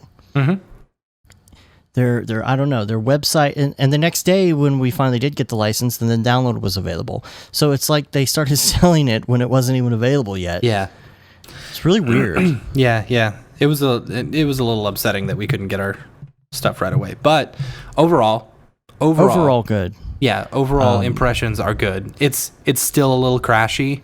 Very crashy. That's the only problem. Yeah, but I think that's to be expected with any new plugin that immediately comes out, Yes and no. We're using a render engine, we're not using native C4D. We're using a render engine with a plugin. And so but on their site it says it works with Octane. I know it does. When it says it works with Octane, but you can't even hit render. Yeah. That's the thing. And even in the Otoy forums right now, where I started that thread, people are talking about it, and they're like, this is just so crashy. It's just unacceptable. Yeah. And that's the only beef I have with it, where like when we launched our plugin, I would say, okay, open this and try and break it. Try and make it do something wrong. Which is weird that we never thought of rotating the the I know. Wall. But you go through all these steps. It's so easy for me to go into Real Flow and make it crash. Yeah. It's like the one thing where you can pick vertices instead of face, whatever it is. Yeah, if you pick vertices instead of faces or whatever, it will crash every time. It has nobody clicked that button before? That's what I don't understand. Yeah, I don't know. That, like, there are things that always crash. It's not a fluke. It's just it crashes for everybody every time. And the people are saying, like, I don't understand, like, why this is supposed to be, like, why not give it another week or two and just let it be late? Yeah, just keep on charging people. Well, I mean, that's what we did. We let our thing be late because we didn't want to just rush it out the door. Mm-hmm. You know, give it some time, and then you don't have just a million people rushing to you with tech support and getting overwhelmed. And the thing is that, like, they have no support forums. Mm-hmm. It says, there's no support forum at all. But it says it's support and group knowledge, blah, blah, blah. And you go to that section and it's just a link to the PDF manual of the, it's like, where are the forums? Let your users answer each other's questions. Mm-hmm. You know, something like the website setup, everything about it. It seems to me like they're trying to catch up to everybody else right now, because like they were the thing, right? They were like, this is Liquid. Like, everybody, you want to do Liquid, you use RealFlow, and now all these people like X Particles are catching up, and Houdini, and they're like, oh, we got to get back in this, but they just lack so much. I mean, look at Octane and how easy it was to talk to somebody real and to get a fix sooner than expected. I didn't expect him to do anything. Yeah, I thought we were going to be sitting on this plugin for weeks. Right. but to get that kind of response, somebody that doesn't, it's not even their fault that the thing's not working, fix it for you. You know, I want that kind of support from RealFlow.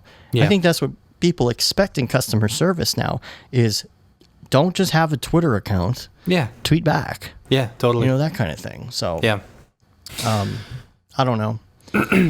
There's but weird overall, things like... Overall, we're getting down on RealFlow for their support and stuff like that. But when it works, it is awesome. And it is so silky smooth. It is. I feel like we said good and bad about it. I don't want to say like it's super awesome when it's not. There's stuff that, like, trying to mess with it, I got frustrated. When they get all these bugs worked out and it's not crashy on us anymore. You know, but here's the thing. I still get crashes in Octane all the time. Me like too. If I send my scene twice, it'll always crash on me.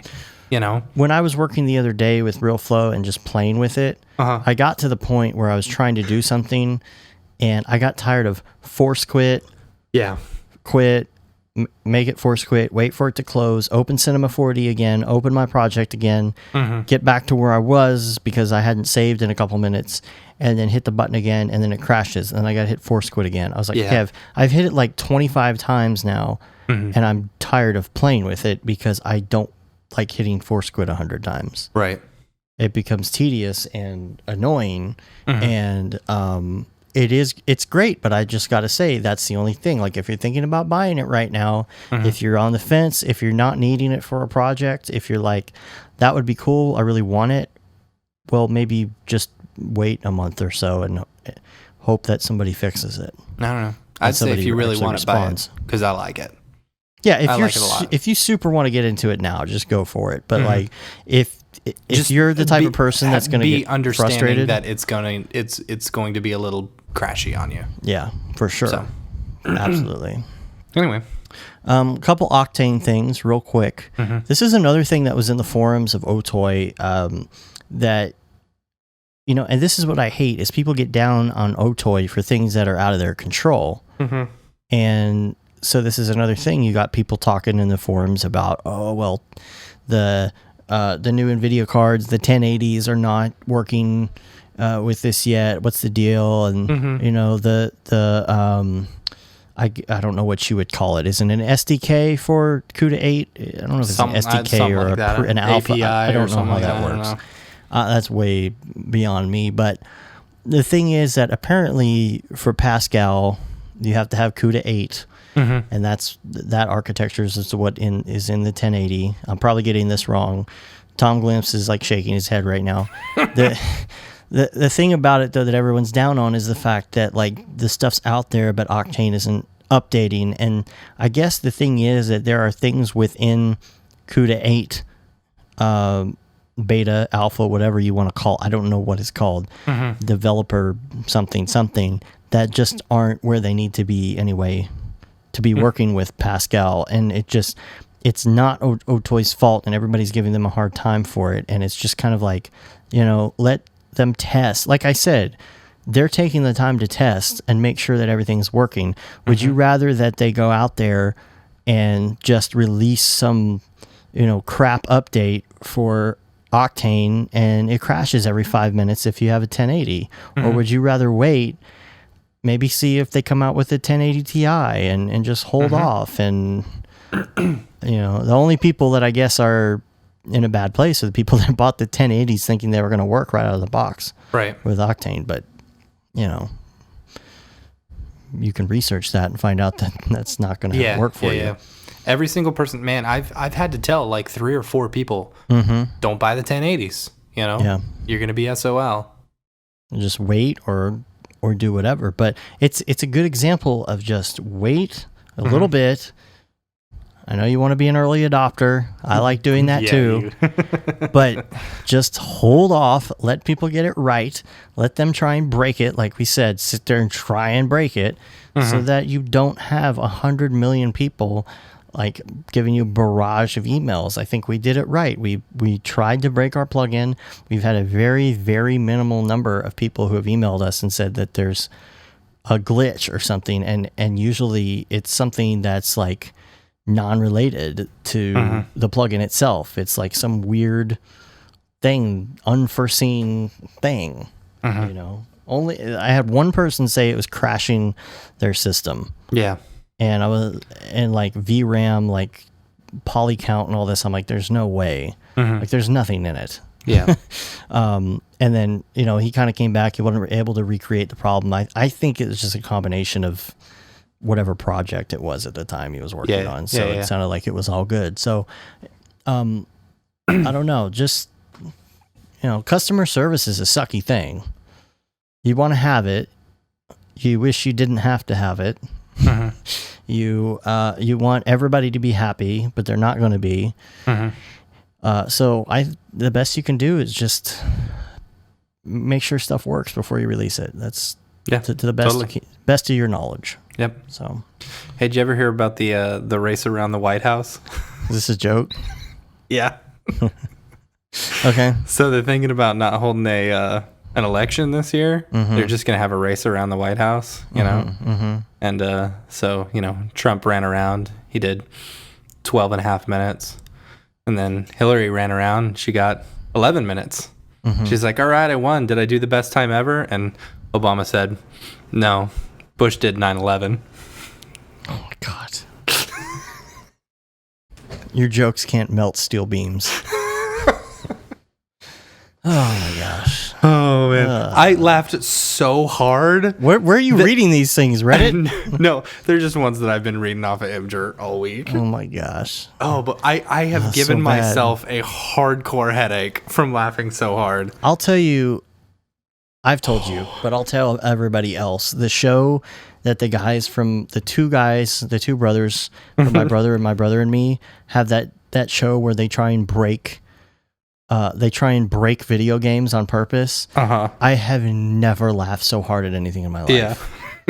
The episode where they play this like I don't know what you would call it. I don't know what are the weird games where you do magical spells and MMORPGs. Yeah, it's something like that, like online, and they're playing and they come up with this deformed, ridiculous yellow like crazy looking character, and like they call him like Bert Sampson or something.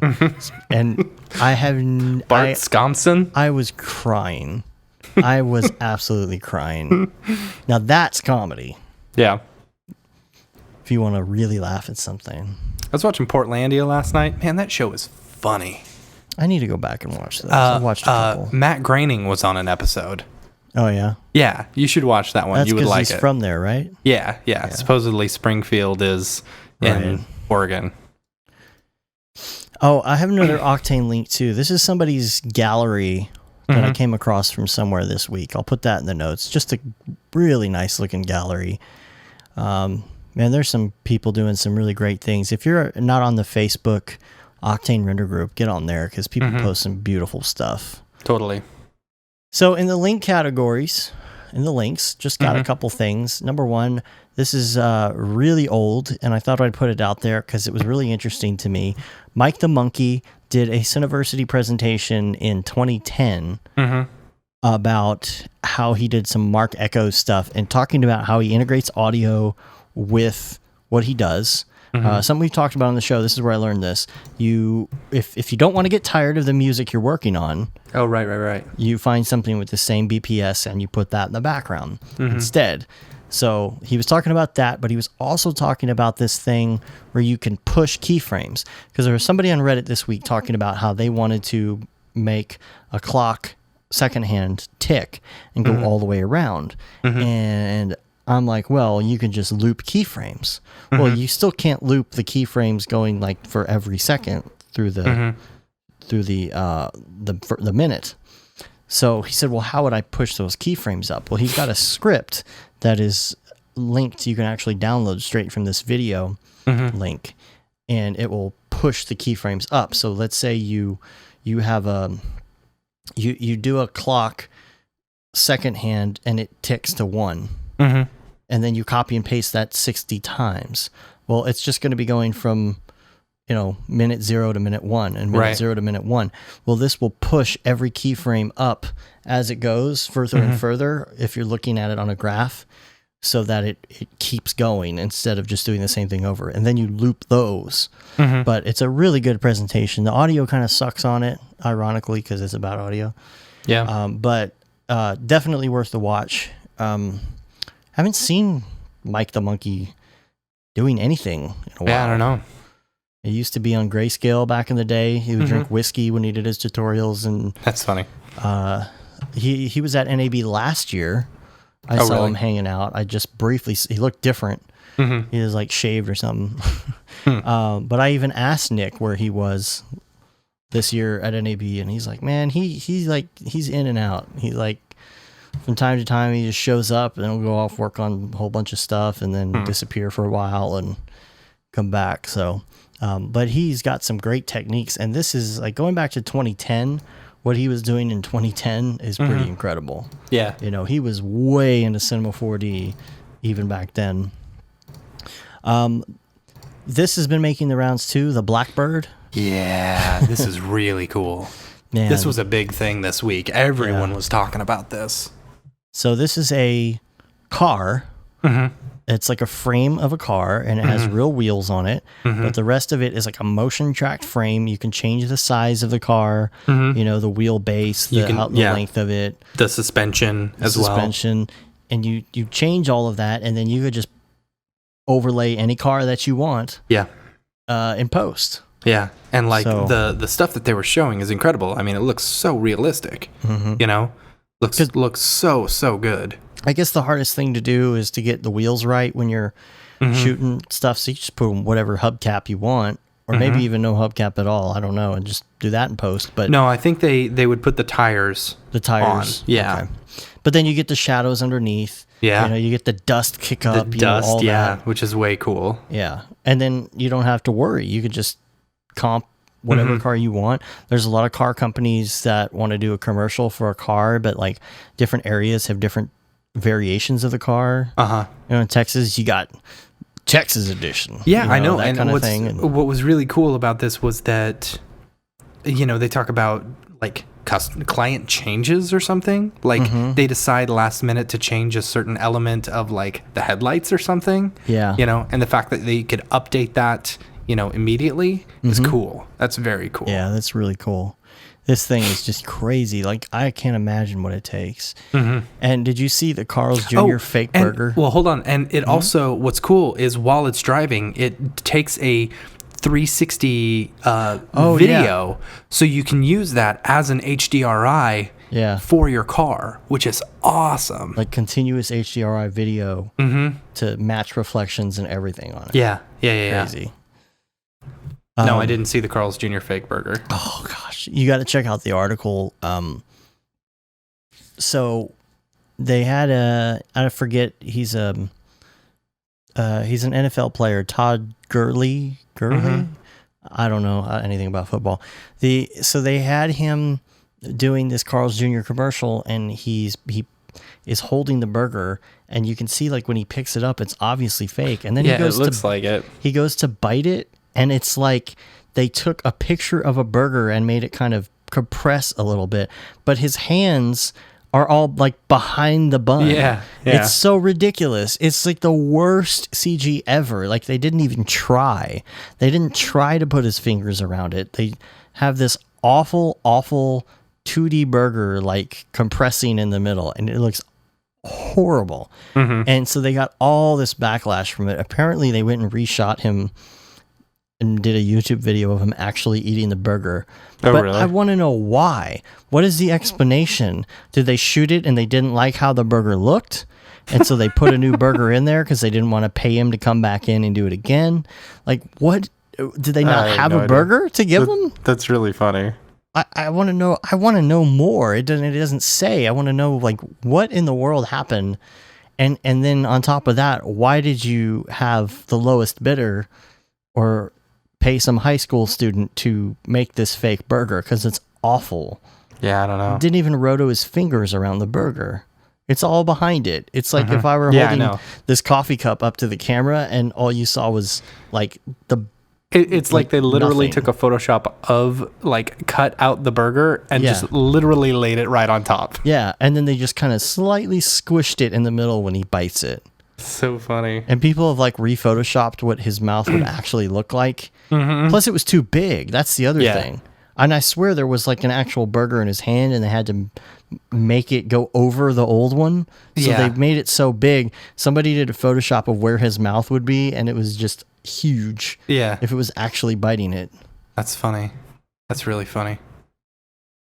And then if you like motion track, you've got to see, there's been some videos before where you put someone's head on something, but this new Obama Happy is so good, and maybe it's not even that new, but wow, it's so good. Like they had to find the perfect pieces of footage for this. They did an incredible job matching him to what's his name, the Ranger guy. What he looks like? What's his name? Adam Ant from the Pink Panther. I don't know. This is pretty good. Who does the Happy song? What's his name? That's Pharrell. Yeah. Pharrell Williams. He looks like I'm impressed with the mouth movements too. Like he's actually like singing it or whatever. And yeah, that too. I'm just now realizing that there's like war and stuff like that. Oh yeah, it's a total hit job on Obama, but I don't care. It like whoever did it did an incredible job. Huh. It's really, really good. I did a couple of jobs where I was having to replace people's heads and stuff. I'll tell you, that is some work. That is a lot of work. I got real good at it, though. But props to whoever this was. Yeah. And then this is a short, and I had seen this before. I couldn't remember who it was. I think this has been in David. our notes before. Was it? Mm-hmm. This is something David sent us. It's just Wanderers, a short film. Man, it's just so good. I just love the concept. Really pretty. I want to do something space in Octane, and I really haven't had an opportunity yet to do something like some epic space scene. I want to get paid to do it though. Yeah. So that like I can actually spend the time and not be like a side thing. Yeah. I don't know. So all right. Let's go to socials and emails and stuff. Big, huge, amazingly, awesomely huge shout out to Paul Robinson and Gaten DeSimone. You guys are awesome. And we freaking love you guys. That video made my week. Like, seriously. The way I was laughing on the podcast tonight was exactly how I was laughing while watching that. It was so good. And you sent me the link. I did. And I was like, what? Yeah. Say what? Yeah, and then I sent it to David too, and he said, "Are you effing kidding me?" It's just, man, like, seriously. And you guys, like, I sent it to my wife. I showed my wife, and my wife drink, and she was so happy and so like just ecstatic, and she just gave me this big hug, and she's like, "Oh my gosh, I'm so proud of you." She's proud of me for something that you guys did, you know. My wife doesn't do that kind of thing. She's like, "What is that?" Oh, oh, that's cool, I guess. But like, those are such nerds. You guys made me look cool to my wife, and I will be forever grateful for that. Because, you know, that's why I do this. I just want my wife to think I'm cool. Yeah. We really do. And like, I absolutely love this industry and love the people who we get to interact with. Man, they're awesome. Okay, so now everybody else who's a fan has to one up that. Yeah, it's going to be tough to do. So make it happen, guys. So we're putting this in the link. It is an amazing video that they made. Posted it on Twitter and just tagged us in it. It's so funny. It's so funny. And dude sent me the email. He's the third time he still wants chapter markers in the show. I'm like, dude. He's like, man, look, all you gotta do is just get a pencil and you write it down when you're in the different sections. I'm like, dude, I can't remember to do that. Yeah. And then you okay? I did this last night. I did this last week. I had to post it. Yeah. I was up till 3 a.m. posting the show. So now you have a new appreciation. Yes. now, and keep in mind, I mean, I do have it down like to the point of. I mean, yeah, and I was running into Premiere problems like nonstop. Yeah. So, but the thing is, like, and then you write it down and it doesn't match because the thing is in bars and ticks, and I don't have it in time, which I could change, but then I put the markers in, and when I put the markers in and I edit the show and I shift everything, then the markers change. So I'd have to edit those. I'd have to put an actual edit in to both tracks for every single one of those markers. Then I have to remember which markers those were. Then I'd have to put them into iTunes when I'm done and type in each one and write out what they are. And I'm not bashing on him. I'm just saying I wish that I could. And he said we would probably double the amount of listeners if we did that. And I'm like, nobody else has ever asked me for that in 12 years of podcasting. We'll do it for one episode. No. And if we don't double the amount of listeners. No. I'm sorry. I wish that we had the time to do it, and I wish there's an easier way, but I just can't. Maybe there's not enough hours in the day. When we get an intern. When we get an intern. Heck yeah. An intern that'll show up here at 2:00 in the morning when I'm getting the show posted. Yeah. But I apologize. I wish we could do that. I just like when we started the show, I said I'm not going to spend a lot of time on it. We're going to record and I'm going to post, because my old show I spent so much time working on. Yeah. Every week. Yeah. Not that he doesn't love that show more than he does this one. Oh, I don't have it anymore. I know. Yeah, I didn't want to. I would spend a whole day. Yeah. And I would start in the morning. Oh, we would I know. be doing notes for hours and hours and hours, and then Seth would show up, or you would show up, or whoever was going to be on the show, and we'd record for 2 hours and take a break in between. And we would be live on the internet. We'd have video, and we'd have chat, and we'd have all this stuff. And then we'd come back and do like another hour or so. And I would spend like 3 hours posting it. Yep. And like I promised myself, I would not do that anymore. Make it easy. Yep. Record and post. Yep. Record and post. Yep. That's it. All right. Okay. We got some email love. There's one Reddit. No, it was Reddit or YouTube. I can't remember. This is from Beat Nuts. Oh, this is from Reddit. Who says, I'd love to see more tutorials on Octane indoor lighting and render settings. That's all you, buddy. Yeah. All right. I'll do that. It's you. Well, I want to do some real flow tutorials this week. Like, that's actually on my list. I want to do a real flow tutorial. If you could pick it up. I'm still learning, man. I feel like I got it. I feel like I got it. Shoot, dog. Well, then do it.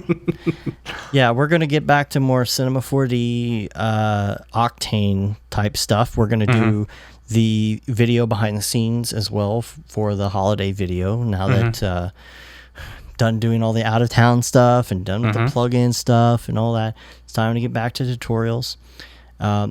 Adrian Warner sent an email, said, love the podcast. I just wanted to let you know that I absolutely love your podcast. It's so refreshing to hear you guys talk about the day-to-day realities of running a shop, dealing with work-life balance issues, and strategies to become better artists. It really stands apart from the Brograph shows that only talk to the elite of the elite artists. Yeah. Top studios, I think feature that's, filmmakers, etc. That's the Ash Thorpe one. I actually listened to that for the first time this week. That is very elite. It is super. It's super. He talks to some big name people on there, and that's cool. Yeah. That's totally cool. You saying we're not elite? What are you saying? My wife thinks I'm elite. My wife. So, but yeah. Thank you. It was good. Thank you for that email. Thank you. We love you. We love you a lot. But yeah, no, I listened to the Ash Thorpe podcast. And it was interesting. I was really worried that if I listened to it, I'm gonna love it so much that I want to change our entire flow. And I was really worried about contaminating our podcast. No, I heard you talking about that last week. I agreed with you. Yeah. But I listened to it and I actually didn't have a problem. Yeah. I felt like our audio quality is a little bit better. Oh, snap. That's just me. Yeah, but we can't get those elite of the elite. I don't know. We might get Beeple. Yeah. I don't know. In my opinion, David Ariev is the elite of the elite. And EJ. EJ, yeah. Tom. And all those other people that have been on the show. Every single one of them. And then, okay, so we got the Film Channel on YouTube said, love these episodes. Really big fan of David Ariev's new stuff. You guys always pick great guests. See, we do. See, the elite. And okay, we'll skip all the rest of this stuff except for the New Zealand one. No, we'll skip this email about Octane. We'll talk about this on the next one. We had a interesting email about Octane. We're going to talk about that next week. Somebody tweeted us, said that the Matt Stone TV link that you posted last week wasn't working. Yeah. But I fixed it and it said it's working. And then you tweeted back and said, it's working for me. I don't understand. Oh, that's hilarious. Yeah. Yeah. Sometimes we accidentally. Whoops. Okay. iTunes reviews. Don't forget, like we mentioned earlier, we're doing the contests. And it's for the free shirt. It's for the people who posted in June. Right? Yes, June. Okay. So you've got till almost the end of the week. Like Thursday or something. So Blair Walker, this is New Zealand. We're looking at all the different stores. Yeah, and well, he emailed us and said, "Hey, I'm posting this. I know you can't get to it. Here's what it says."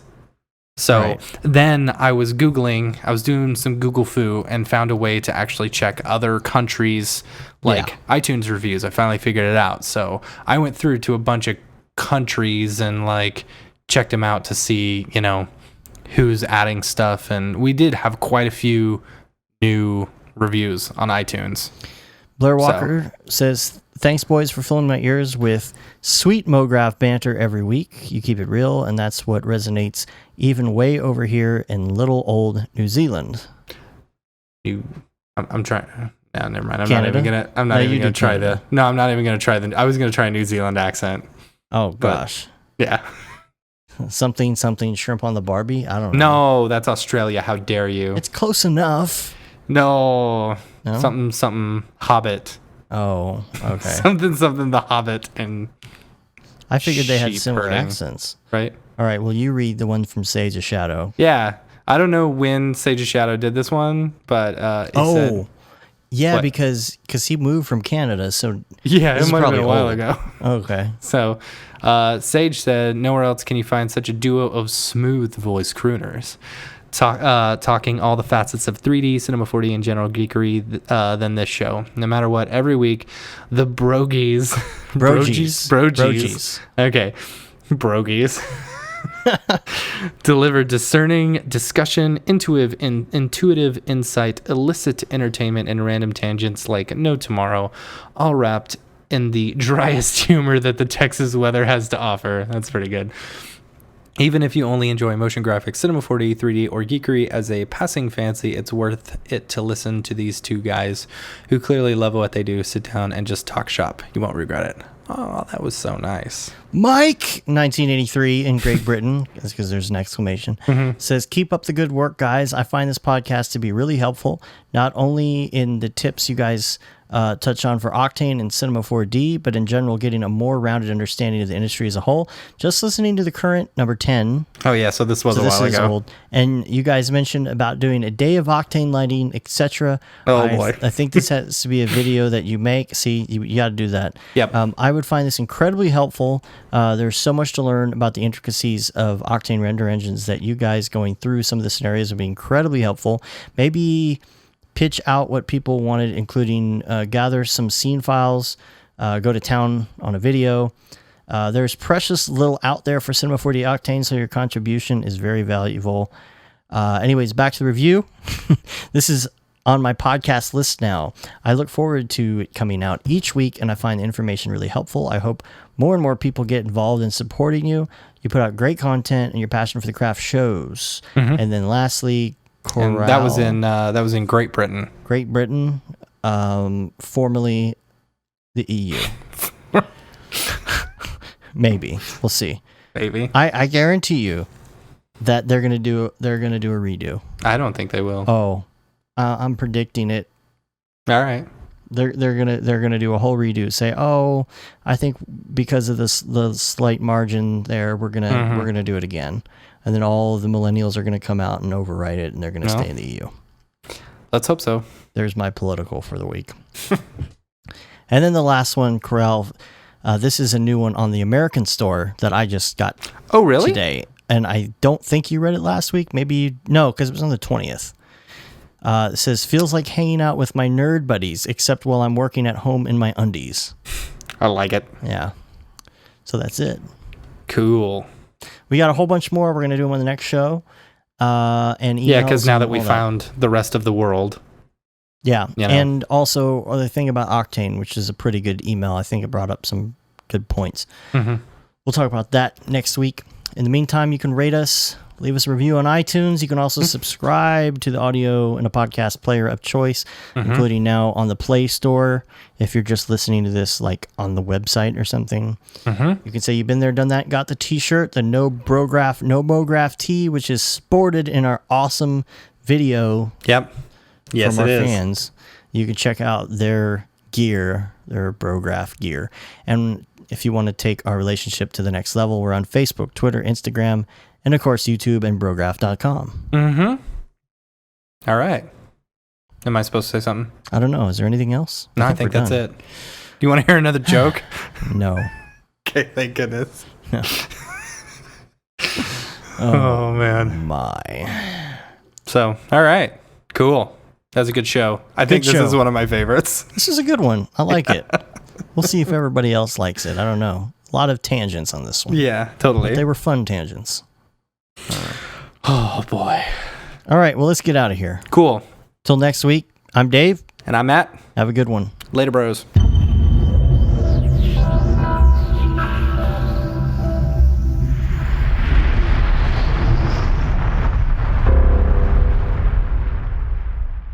It's pretty good, I guess. Brograph.com, an online resource for learning critical components of Cinema 4D and After Effects, specifically catered to help you prevail as a motion graphic designer. What's up, bros? Welcome to another Brograph motion graphics tutorial. We give you professional time-saving tips, shortcuts, and lessons that help give you an edge over your fellow designers. Not only this, but our new Brograph Talks help you in your file management, hardware configuration, and client relations. I love projects that scare me. When our art director comes to us and asks for something that I had never done before, man, it gets me pumped. Join us for live sessions, check out our crazy Cinema 4D experiments, or just watch our Fun with Brograph series, where we show you practical applications for techniques learned in previous tutorials. Do this from the beginning, and your client is going to respect that, and they're going to respect you, and they're going to respect your time. Subscribe today and get automatic updates on the latest tutorials, tricks, tips, and inspiration brought to you by industry professionals Dave Koss and Matt Milstead, all with a slight dash of dry humor peppered in. Real nice banana. Brograph.com, your source for tutorials that will help you thrive in the motion graphics industry. Don't just play around with Cinema 4D and After Effects, master it. and make money by becoming indispensable at your workplace. We don't care how you get here, folks. Just get here. Subscribe now to Brograph Tutorials.